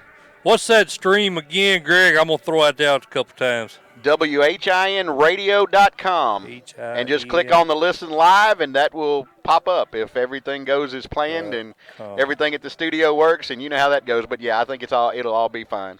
Okay, good deal. Yeah. Well, I think I'm going to definitely – I'll put that out there on our website, put a link out there for it. Perfect. So. We appreciate it, brother. Good luck to you Thanks guys for coming tonight. on with us, Thank you for having me. We may ease up in the press box and holler at you guys Come on later. up there. Okay. It's air conditioned, and we've got a bath. Only high school press box in the state that I know of has air conditioning and a bathroom. I will see you shortly. Thanks, Greg. All right, thanks, man. All right. Greg Arias, the play-by-play guy. That's right. We get them all, man. We get them all. I always like to get the That's play-by-play guys up here Bring when a little, we can. Yeah, bring a little fire. We had Cheese last year, Yes, sir. Trousdale County. Of course, Scott Chastain jumped on with us. That's right. I saw those guys last night, Lee. They're going to, when we go over to Tullahoma, him and Ken both are going to jump on with us for that game. I'm not sure which one we're going to yet, but at some point in time, we'll get over there to Tullahoma. All right, so we went Moore County, Science Hill. Moore County, Science Hill, Lee. So we're up to 23. We like Greenback. Yeah, we like Greenback over Loudon. And, man, I'm having trouble seeing my screen here, Lee. The sun's right on us, bro. Sun's coming in. That's another thing. I told him I always make mistakes. I forgot to consider the sun coming in on us. That it's a learning experience, brother. That's all good. Lee, the next game we got is an interesting game. I think East Hamilton at Signal Mountain. That's our buddy Grant Reynolds taking over that program. He came back from Madison Academy down in Alabama, had a really successful stint down there the last 3 years. Of course, he is a former Boyd Buchanan head coach. Had a lot of success when he had exactly that program. Right. I think this East Hamilton team may be a surprise team in 4A this year. I think they can make a little noise. I do, and like you said, Coach Reynolds 110-49 overall, went 30-10 in his last 3 seasons there, averaging 10 wins a year down in Alabama. I like East Hamilton in the ball game, and one of the reasons is they got a kid over there named Aiden Holt, who's a fullback or linebacker type kid. I really like what he's doing. I like East Hamilton. Well, I do too. But Signal Mountain made a lot of progress. I think they started out 0-4. Yes, they did. Last season they wound up winning 6 out of the last 7 games. Kind of turned the program around, or turned their season around. Right. So you got to like what he was able to do there. He's been there 2 years, Lee, and he got them back to respectable. They kind of dropped off a little bit after Bill Price left. They had a few down years. Right. And these two programs 20 miles apart, not too far apart, Lee. I think East Hamilton did win this game 15-6 last year. But I'm inclined to agree with you. Neither team had a lot of starters back. I think right. 3 starters back on both sides of the ball for East Hamilton. Signal Mountain, not much more than that. I think they had 4 each. 4 each. So you got a lot of young players here in this game. First game of the year. A lot of first-time starters. Is it at Signal Mountain? Yes, it's at Signal Mountain. That might play a little bit into it. You considering a no, change of heart? Not flipping, but that might get a little tighter now. Yeah. I think I'm going to go with you. I know there's a lot of excitement about East Hamilton. Coach Reynolds, he's a friend of mine on Facebook, and he's posting. I think he's trying to be the Rodney Salisbury of the East. You know, he's got coaches in the school, all the time, checking his kids out. So I hit him up. I said, "What's going on over there, man? Why is there so much interest in this program?" And he's got some kids that can play. That's right. So I'm going to go with the Hurricanes, brother. I'm going to go with you on that one. Smith County and Macon County, Lee Teat. That's our number 21 game. I think that could potentially be a good game right there. Smith County won this game 28-14 last year, but you know, I like what Kyle Shoulders has done there at Macon County. I think he's a really good coach. You're big on Scott Murray, I believe. Well, this is a straight toss-up to me, Mike. Now, if this was at Smith County, I'd pick Smith County. Yeah. No doubt. But at Macon, man. You got to see Smith County. I did. I saw them a couple at the Jamboree, a week ago. Yeah. Of course, they played their starters there for a couple series. Still got some work to do. All right. I think they still got some work to do up front. Offensive line, they got to do a little work up front. Skill players, I think they're fine. They get protection down a little bit, and I'm sure Coach Murray's worked on that this week. If they can get their protection down on offense, I think they're going to be okay. No reason to panic, you know, but they did have some holes in the line last week a little bit. Oh, buddy, it's hard. It's so hard for me. I can't pick against Smith County tonight. Can't pick against Smith County. I just can't do it. Got to stay loyal to your buddies over there. I'm right? gonna say 51% to 49%. I'm picking Smith County. That's how close this pick is for me. Yeah, I think I meant to be. Hadn't even been bringing that up, Lee. Now that you mention it, we did have our Twitter feed at Tennessee Sports. We put a poll up. This was the closest poll. It was 50% dead split of Friday main event followers on Twitter, dead even. Right. And that's kind of where I see this game at as well. If you're gonna go with the Owls, Lee, I'm going to flip. I'm going to go the other way. I'm going to go with the Tigers of Macon County. I like them, and I think they're headed in the right direction. I'm going to go with them. Well, Coach Shoulders definitely knows what he's doing. Yeah, he's a good coach. Yep. Lee, let's go ahead and take a break here. We got some coaches interviews that I did this spring. I wanted to try to get all of those in. One of the guys I went over to Summit. Actually, I went to Nolensville as they hosted Summit, so I got a chance to catch up with both head coaches, and this is Summit head coach Brian Coleman and what he had to say about his team. Mike Motor, Friday main event, here with Summit head coach Brian Coleman. Coach, how's your team look this spring? Well, it's pretty rough. We had a pretty rough scrimmage last week against Riverdale. They put it on us pretty good, but had a good week of practice, so hopefully this week's be better. And Coach Odemegwu is expected to be one of the leaders on this team. How's he look this fall, getting ready for the 2019 season? He's worked hard in the weight room. He's slimmed down a little bit. We're probably going to move him out to a slot receiver now. That's what most of the colleges want to see him do. So he's been our leading rusher the past 2 years. So we're going to throw the ball a little bit to him this year. And throwing that ball be Destin Wade, your quarterback, just a sophomore, but got a lot of playing time last year. How's he looked in spring and the fall? He's doing okay. He's got a lot of growing pains still. He's still young, but very athletic, so his athleticism takes over sometimes, which is good to see. And we're going to allow him to make some plays, so that's why we're kind of changing things up for him. And his brother, Coach Keaton Wade, running back, how's he looked back in the backfield alongside his brother? He's doing good. He put on about 20 more pounds than his brother did, so we got a big brother, little brother situation now, even though they are twins. Keaton's doing well, probably playing better defensively at outside linebacker right now, but he will be at running back for us also. I think Keyston Arnold is expected to be one of your leaders on defense. Only got 3 back on that defense from last year. Coach, how have they played so far? Playing well. Kiston's on the D-line.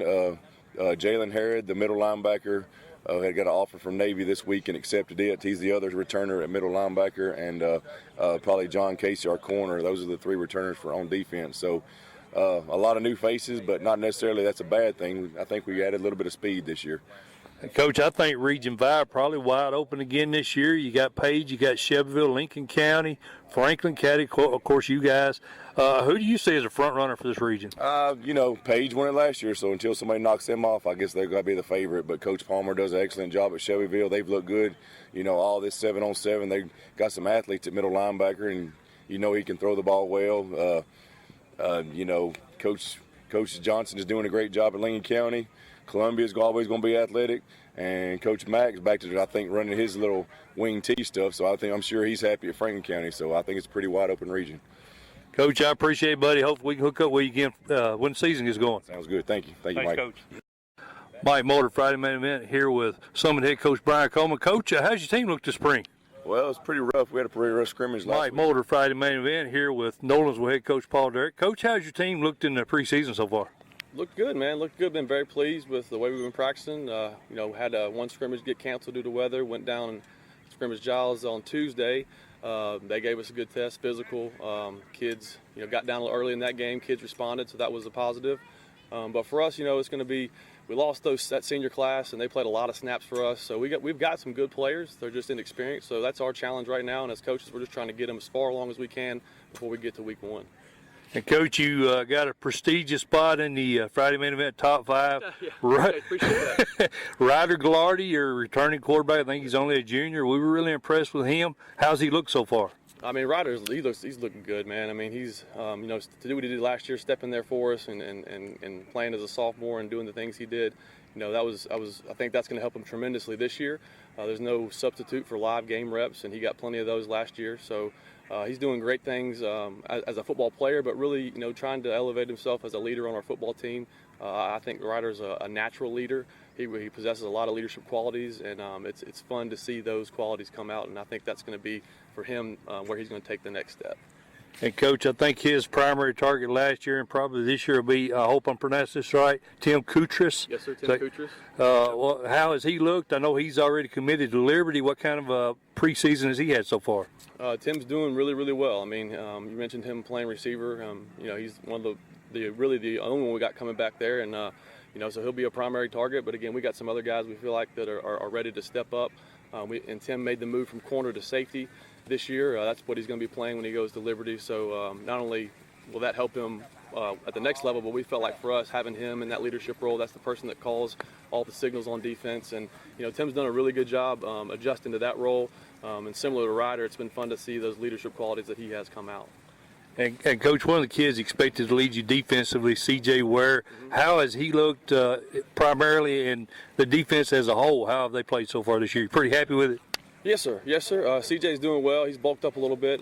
Spent a lot of time in the weight room. He's probably gained 15, 20 pounds. So he's a bigger body. I think he's playing a little more physical, and he's really worked hard on his agility, his quickness, flipping his hips, things of that nature. So very pleased with where he's at. And our defense, we return a lot in the front 7, particularly our down 3, and then CJ. So we feel like that's a strong part of our defense. And then on the back end, moving Kutris to safety, and then we got some young guys that are going to have to step up in that secondary. But they're all coachable kids. They've done a great job so far. So again, it's just going to come down to getting them more reps like this, scrimmaging tonight, and try to get them as far along as we can before week 1. Last question, Coach. Region 4 last year, Tullahoma, obviously Maplewood, pretty stout. This year, I think everybody coming in a lot more balanced. Who are you kind of expecting to be the biggest competition in the region? Well, our region's challenging, man. I think every game we play is going to be a challenge. But for us, I mentioned the inexperience we have on our team. That's really been our main focus. I honestly haven't paid much attention to other teams in our region and what they're doing. I just know that each region week, it's going to be a challenge, and hopefully we get our kids ready to go. Coach, I really appreciate you having us out here today. Yes, sir. Thanks for coming. Anytime. Appreciate it. Mike. All right, we are back here Friday main event at Gallatin High School, Teat. I went on and played the Paul Derrick video concluding after, of course, we had Summit's head coach Brian Coleman on. I guess you guys saw the buffering. That's the downside of doing this, Lee. You're at the mercy of your upload speed from your cell. And we've got a jetpack here, and the speed. Apparently we're not real close to a tower, so that's definitely the bad part about doing it live, man. You're at the mercy of the upload, and you got the surrounding conditions, but that's also the fun of it. Yeah.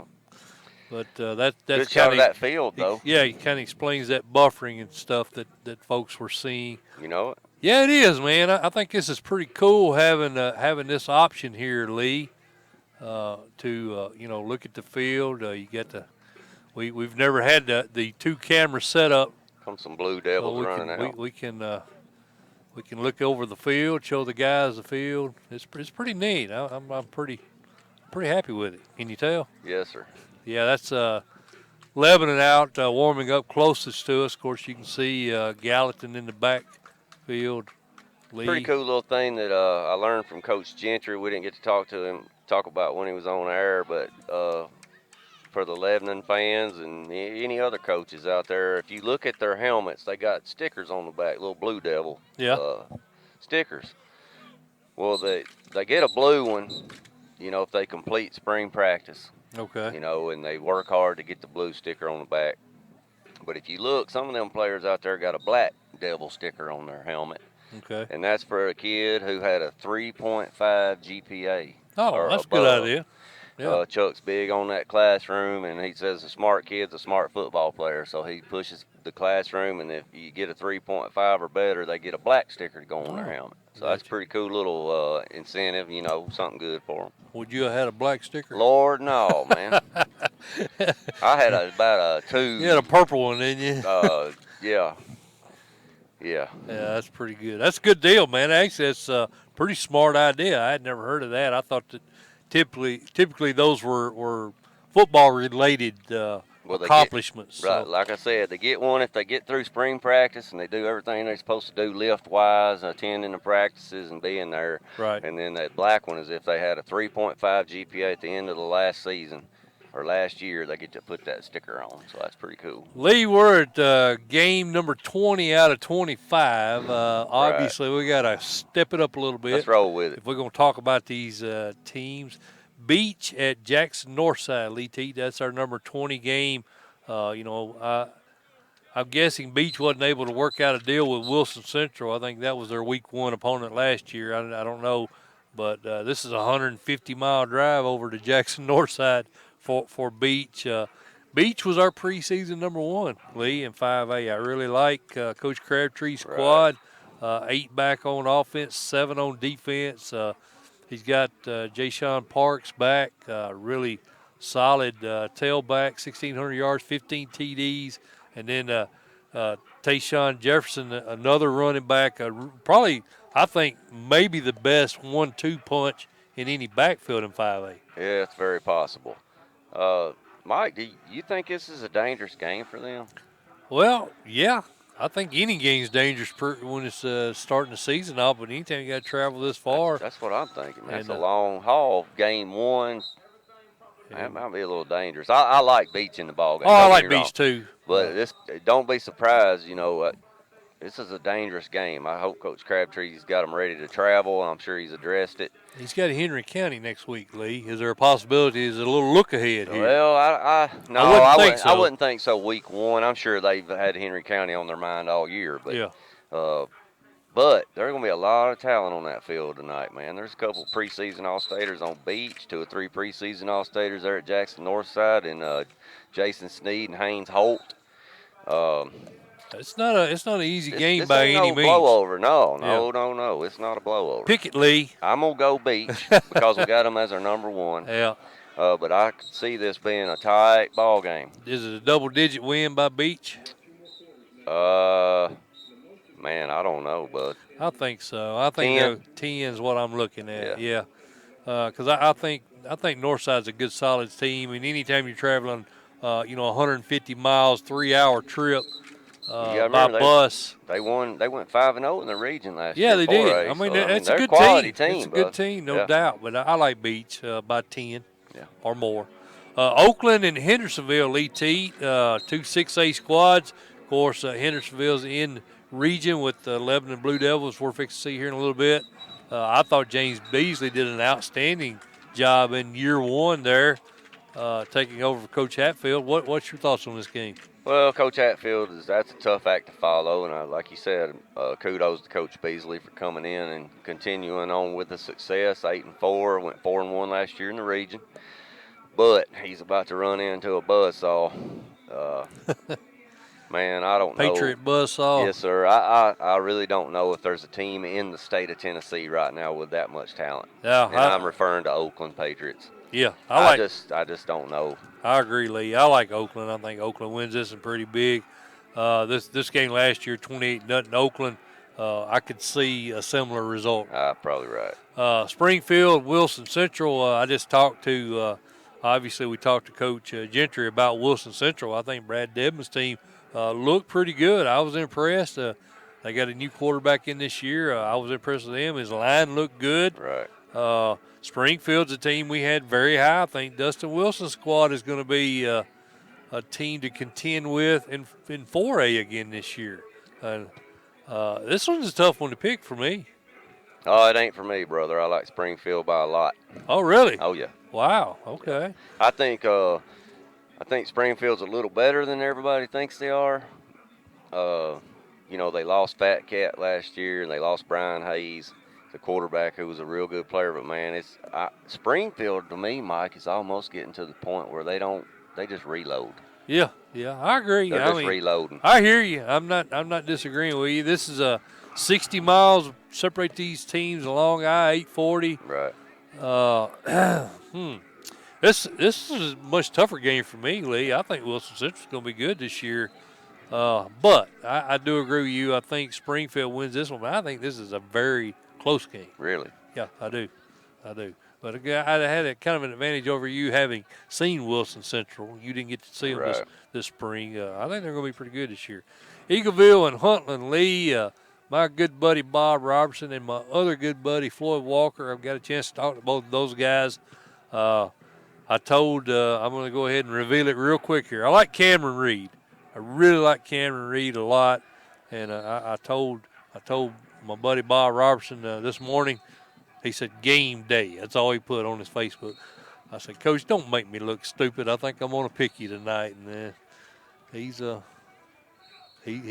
really excited about this one, man. Home opener for him. Listen, Eagleville, 83% people picking them to win. Yeah. Guess what?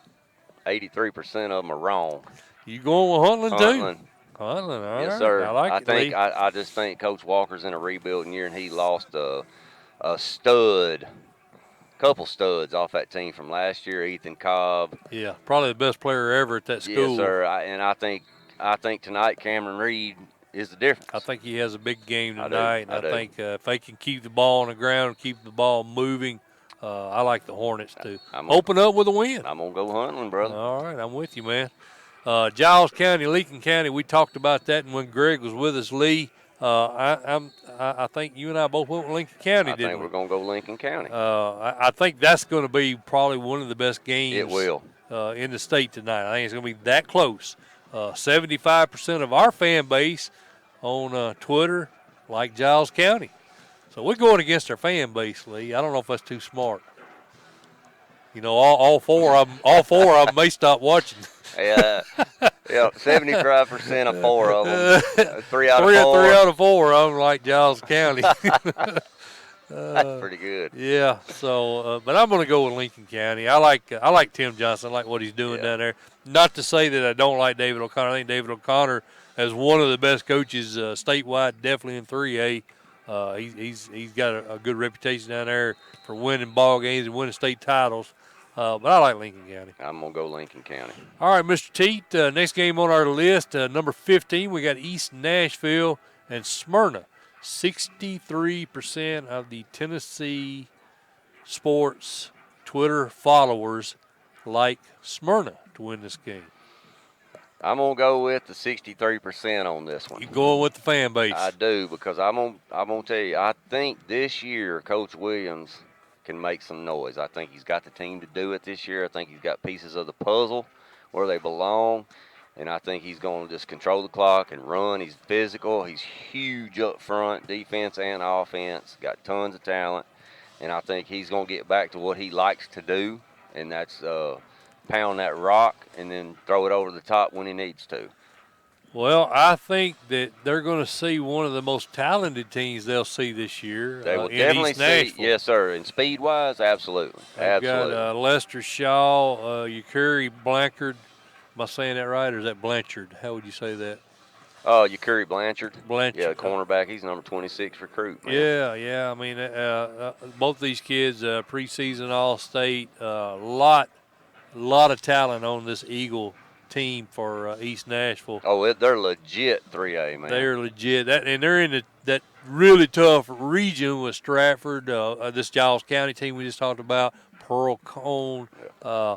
So I think all of these non-region games are very important for East Nashville, because I think that region is going to beat each other up, and it may come down in the tiebreaker situation where these non-region games decide playoff spots. Yeah, they're definitely a legit 3A squad. I just think Smyrna might have a little bit too much. I do depth. too, and we love Matt Williams. We think he's one of the best in the business, no doubt. He's a former. He's been to title games, so I think the Bulldogs get it done. So I'm gonna go with Smyrna. We'll go with the fan base.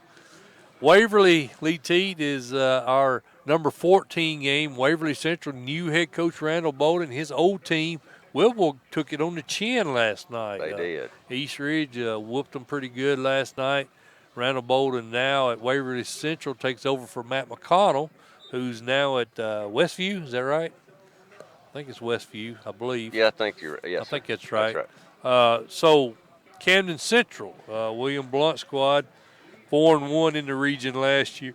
Excuse me, Class 3A, Region 16. So you got two Region 16s, a 2A and a 3A. What's your thoughts on this one, Mr. Teat? Man, this is going to be interesting to see. You know, Waverly lost Gavin Stansfield off that team last year, and he was a phenomenal player. We saw him. They scored about 48 points a game last year, Waverly did. Right. Can Coach Bolden continue that pace with his returning starters? I'm not sure if he can continue the 48 point per game average, but I think they got enough to get it done tonight. And I like Coach Bolden. I like what he did at Whitwell. And I'm going to go with Waverly Central, but I don't think it's going to be a 43-8. 18 miles separate these two schools, Lee. Now, of course, Camden, they got off to a slow start last year. I think they wound up winning their last 4 games. Of course, Waverly had a murder schedule. They also got off to a pretty slow start last year before coming on strong in the second half of the season. I like Waverly. They won this game 43-8 last year. They got 7 starters back on both sides of the ball. Of course, they do have a new coach, but he's a good coach. Yeah, I don't see 43-8 tonight, though. Do you? No, I don't see that at all, Lee. I'm gonna go ahead and I'm gonna flip her camera here, brother. Yeah, have at it. They, hey man, I got a new toy I got to play with a little bit. You know what I mean? That's right. I'm sure the fan base would rather see these kids out here warming up as opposed to watching you and I. Well, I'm glad they're watching these players, but dude, I hope they digging these hats. I'm loving my hat, man. I love my new hat. You love your new hat? I love it. I do too. So Lee, we got Waverly, right? Yes, sir. All right, Lee. Number 13 game on the slate tonight. A big game over in East. Scott. Over. Sorry, I guess y'all saw. They probably saw that the camera was turned that way. Yeah, it just knocked their laptop off the table here. That's up close and personal. Cleveland and Knoxville Central. Didn't hit the camera, though. That was a pretty good shot. Yeah, man. He just hit the most expensive thing I had on the table. Yeah, Cleveland and Knox Central. Marty Wheeler, I posted an interview with him, Lee, earlier on in the week. His first interview there as new head coach at Cleveland. He's our boy, man. We love Coach Marty Wheeler. He got his hands full tonight. Coach Rosser's Knox Central team, defending Class 5A champs. They've got a lot of kids back, including the QB, Favre. So what's your thoughts on this game? I'm interested to see. I like Knox Central to win the game. Because of Favre, obviously, and they was in the won it last year. Right. You know, and returned 7 and 8, so they got pretty much their squad back. But boy, tonight I'm really anxious to see how Coach Wheeler does. And that guy's such a good game planner. Yeah. You know, so I'm anxious to see. I thought when he was at Covington, he threw out about the best game plans you could throw out there against some really good competition. So I think they'll be ready to play tonight. Just don't know if they got the horses yet. So what do they got to do to consider this a successful start for Marty Wheeler here at Cleveland? Keep it to 7. You know what? Or what are you looking for tonight out of them? You want to? I think they hold it within 14. Hold it within 14. I think so. And you consider that a good start. I think that's a good start, something to build off of, especially when you're going up against a kid like Dakota Fowler. Yeah. You know, if you can keep the score down, and Marty's going, you know what he's going to do? He's going to try to control the clock, shorten the game, get the clock running. Right. You know, don't throw the ball around. Keep the game short. And I think, man, if he can keep it under 14, you know, that's a success tonight. Yeah. I agree, but I think it's going to be closer than that, Lee. How about that? I think he keeps this game to single digits. What do you think about that? But if he does, that's awesome. He can do it. He can do it, man. He can You're exactly right, man. He's had, 4 months to get ready for this game. Yeah. You know, whether he's got the talent to do it or not, I don't know. But I agree with you. He's going to come up with a game plan, and I think he's going to keep that game close tonight. I do too. Lee, we'll move on down. Franklin and Siegel. That's a big Williamson County versus Rutherford County matchup. Two teams. I've got kind of similar expectations for these two programs this year. I think they're going to be fighting it out for that 3rd, 4th spot in their respective regions. Donnie Webb, a good friend of ours. He's been on the show several times with us. His team 6-5 last year. They got knocked out by Cane Ridge. But he's got Josh Nichols back at quarterback. And I really like, we saw Nichols last year, Lee. I think he throws a great football. That's right. They came down and scrimmaged Shelbyville. I got to see him. I like Franklin in this one. I do too. I think Franklin by a lot, to be honest with you. By a lot, really? Yeah, I do. I think Franklin rolls in this game. Man, Seagulls just had a rough time of it.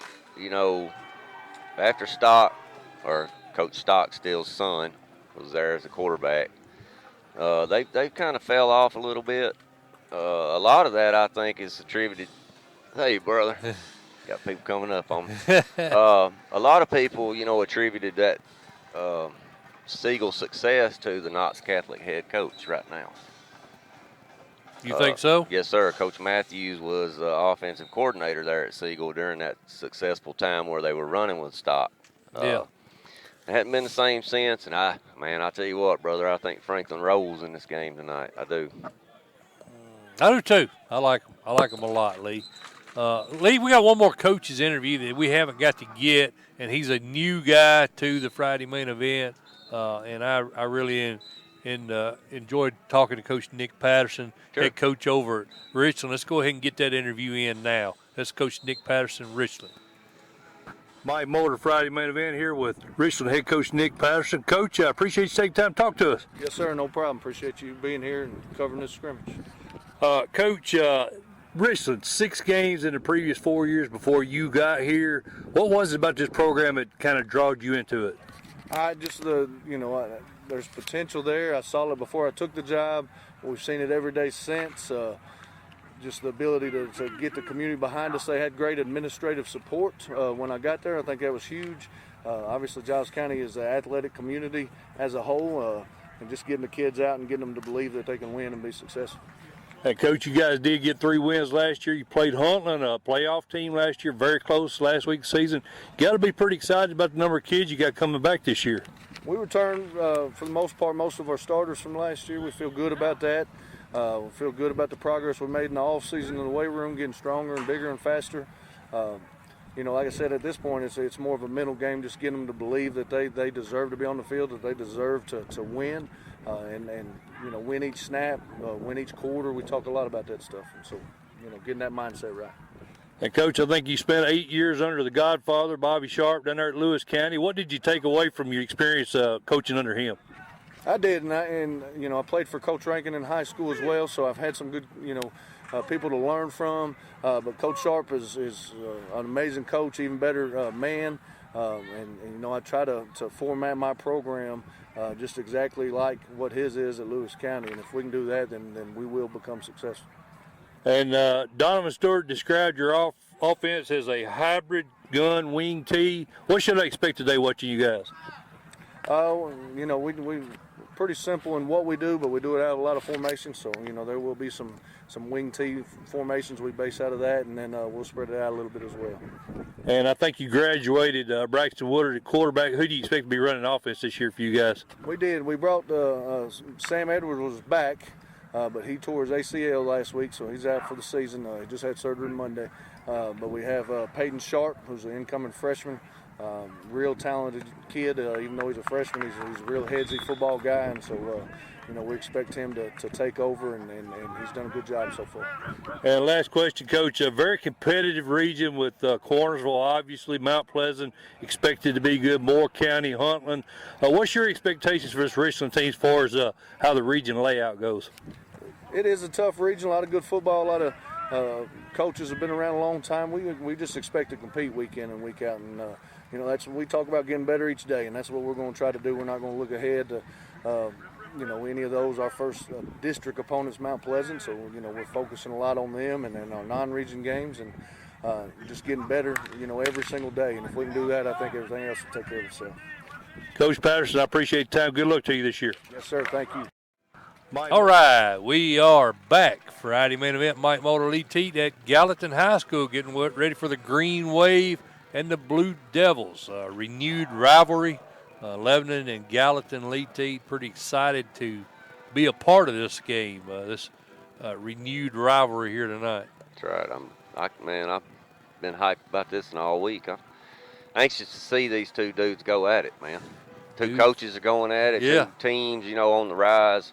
That's what I like about it. Yeah, and again, I'm Mike Mulder. He is Lee Teat. This is the Friday main event. We appreciate you guys joining. We appreciate Coach T. Yes, Coach sir. T's jumped on board with us again this year, Lee Teat, and if it wasn't for him, we wouldn't be able to do this. He gives us a lot of exposure. CoachT.com, the most popular high school website for sports in the state of Tennessee. If you haven't, and I didn't realize I hadn't, Lee, I'd let my Coach T Plus membership expire. I was surfing last week, and I was like, where's my little plus symbol over there? It had expired. So you need to check if you're a Coach T member, and obviously this Plus membership takes all the ads off the website for you. It gives you exposure to some different boards that you don't get access to as a regular member of Coach T. So I strongly suggest you click on that link off the homepage there, become a Plus member, and it's donation-based. You donate whatever amount you choose, whatever the website is worth to you, Lee Teat. Make that donation, become a Plus member, and let's do what we can to keep that site up and running. That's right. It's a great asset to me and many others, and we've met a lot of good folks through Coach T. Lee, we have what did we get? Siegel. We're ready for Page. 11 on. Let's roll with it. The Battle of 840. Is that what they call this? I think that's what they call this. Yeah, something like that. Battle of 840. Last year, Page won this game 28-20. Chris Hughes, a new member of the Friday main event coaches lineup. We had the chance to talk to him in the spring. Charles Rathbone. He's been on with us several times. Lee, I think this could potentially be a very good game tonight. Straight toss-up to me. 65% got Page picked. But this is going to be two absolutely outstanding quarterbacks going at it. Cade Walker, we've seen him before, and he can spin it. He's very smart. But not many people have seen Anakin King. And, Coach Hughes very high on him. And if you Coach Hughes, if he's high on his quarterback, he's pretty good. And Anakin has been lighting it up at camps, been lighting it up in 7-on-7s. So this may be a high-scoring affair, Mike. Well, I hope we don't get a high snap here and show you guys what I'm talking about. They're practicing their long snaps right behind us here, Lee. Hey, this might be a high-scoring affair, but I think what may put Page over the edge right here tonight is Bubba Johnson. I agree with you, Lee. I like Page in this one. I think Page wins this one by a touchdown or two. Really? Yeah, I do. I like Page a lot. I think, and I agree with you, I think Big Bubba is the difference maker tonight. I think so. And I like Page to take this one. Ooltewah and David Crockett, Lee, a big battle over in East Tennessee. David Crockett, 12-1 last year, 6-0. Of course, they've got Cade Larkin, who's a preseason All-State, nearly 4,000 yards passing last year, 42 TDs to 11 interceptions. And, of course, they got really good running back there in Prince Colley. Is that how you say that? Sound right? Prince Colley. He was a big reason for the success last year, along with Dante Hackler, the wide receiver. So three-headed monster there in Davy Crockett. Ooltewah had a big year last year. 72% of Friday main event fans like the Owls. What does Lee Teat like? Lee Teat likes Davy Crockett tonight. Davy Crockett. That's my first go out on a limb pick. Going out on a limb. I ain't comfortable with it, but I'm going to go Davy Crockett. I think I like that Larkins and Dante Hackler combination. And I think Coach Chanley is just going to rear back and just let it fly tonight. Let her rip. Yes, sir. You got a 6'4" receiver out wide, a 6'2" running back that can catch the ball out of the backfield. I think he's going to wing it around and put a lot of heat on Ooltewah's D. They played Knox Central pretty tight last year, man. They did, man. And Chanley, you mentioned that he's only like 27, 28 years old. That's a big program, a big responsibility for a young man at that age, and did a heck of a job. First year, 12-1, right. Man.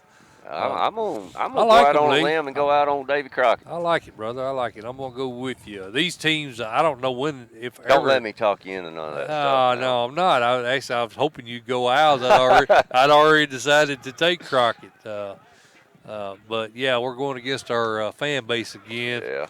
I'm gonna go with Crockett. I'm with you on that one. Oliver Springs and Oneida, Lee Teat. This is a good 1A team in Oliver Springs, taking on a good 2A team in Tony Lambert's Oneida squad. We had Oneida picked very high, if I remember, Lee, in our 2A polls, 8 starters back on both sides of the ball. What's your thoughts on this game? I like Oneida tonight because it's at home, obviously. I think it's going to be a competitive ball game. I think Oliver Springs is going to be, they were 9-3 last year, and I think they ain't going to have any let up this year in the 1A region. But I like Oneida at home. Well, these teams used to be region opponents, Lee Teat, back in 2014. That's the last time they played. And in that game, it was 42-0 Oneida.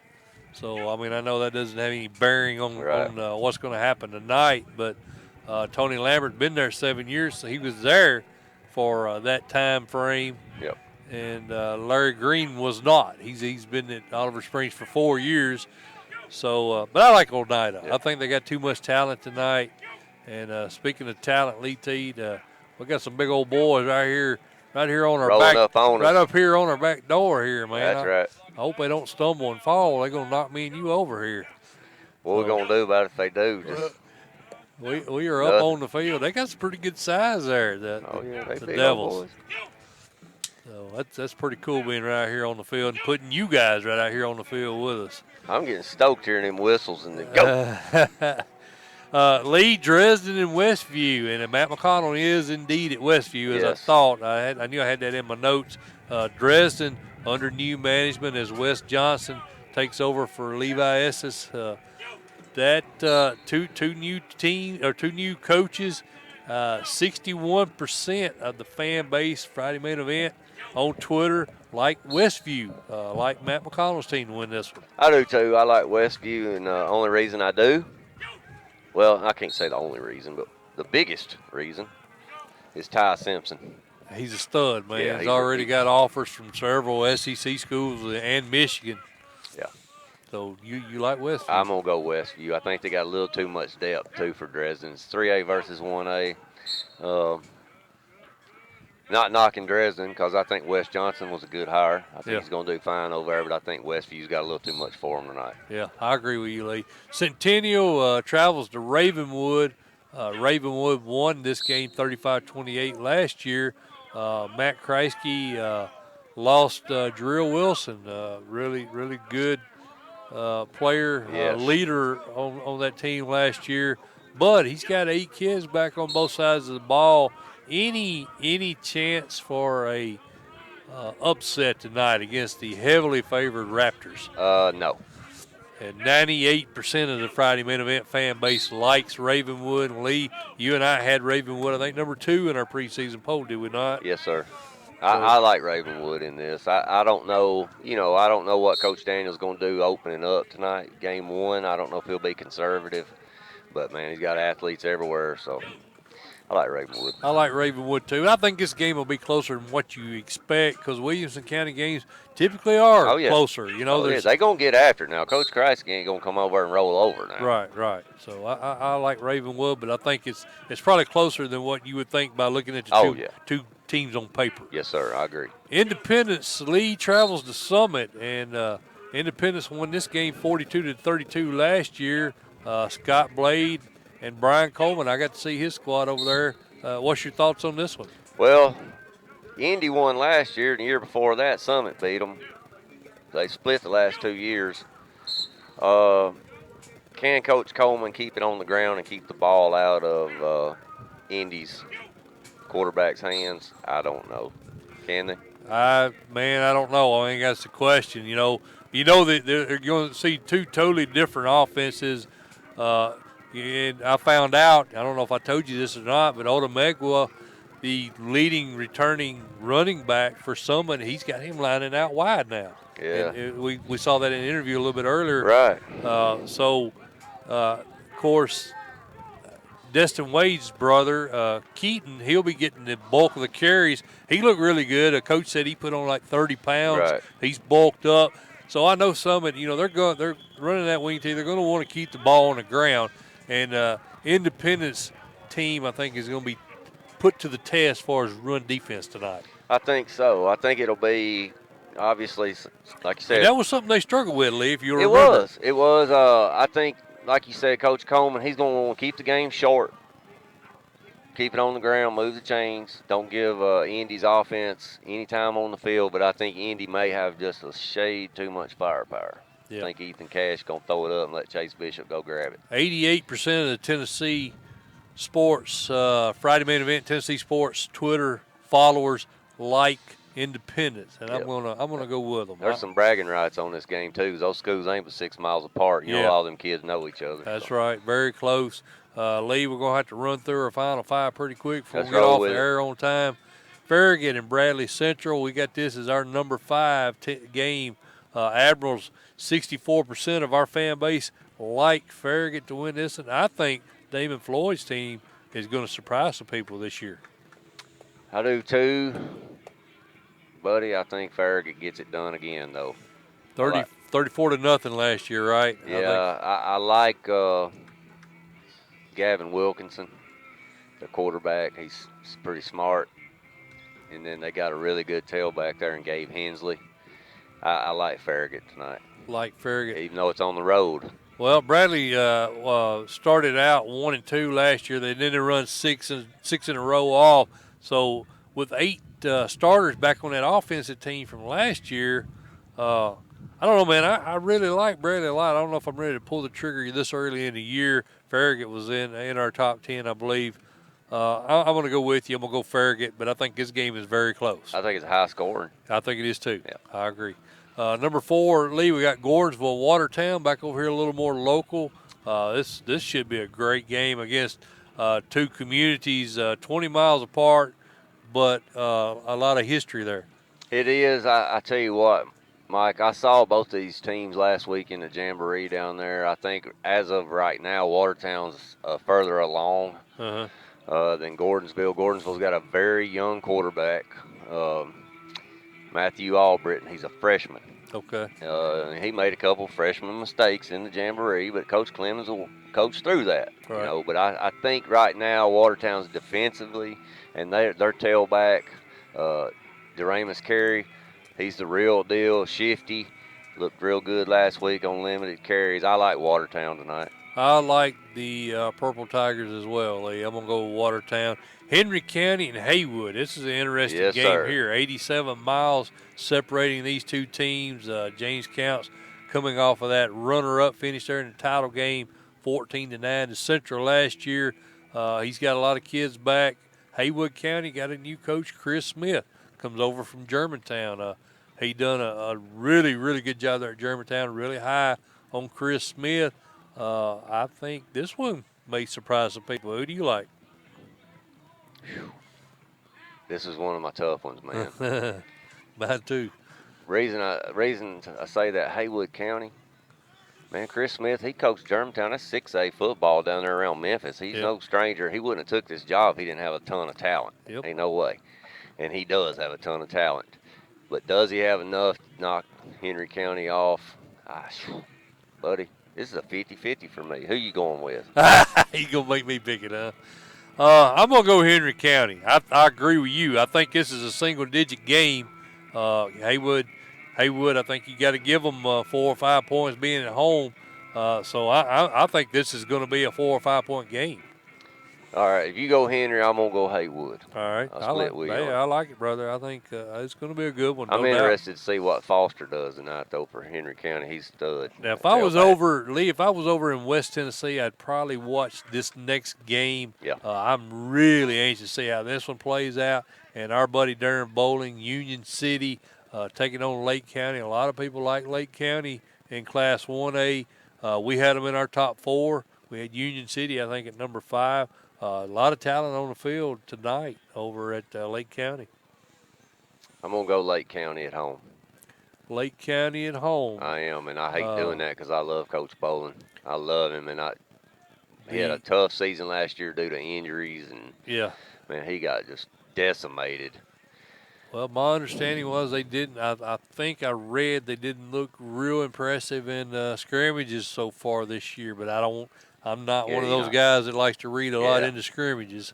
I'm probably going to go in the other direction. Union City, last time these two teams met was in 2016. Union City won that game 35-0. Union City's coming off a very disappointing 7-6 season. I think they get things turned around. I think they pull the win out here. All right. So who knows, Lee? I think it's a pretty good little haul between these. I didn't look it up. Yeah, I did. It was actually 31 miles between those two. All right, Lee, that brings us to our game. That's it. This is our game. And I'm really curious to see what you got to say about this one, man. Lebanon, the Blue Devils over here for a big showdown with Gallatin Green Wave, Chad Watson in his first year here. Your thoughts? Buddy, this has got a lot riding on it. More so, I think, for Coach Watson, obviously, because it's his opener, home opener. He's wanting to get this community rocking. I think at this point, though, Mike, logic says Coach Gentry's a little more established. He's coming into his 3rd season. These kids that are out there on the field now, they've been with him for 3 years. That's really the only reason tonight I'm going to give Lebanon the advantage. Going Lebanon. I'm going to go Lebanon.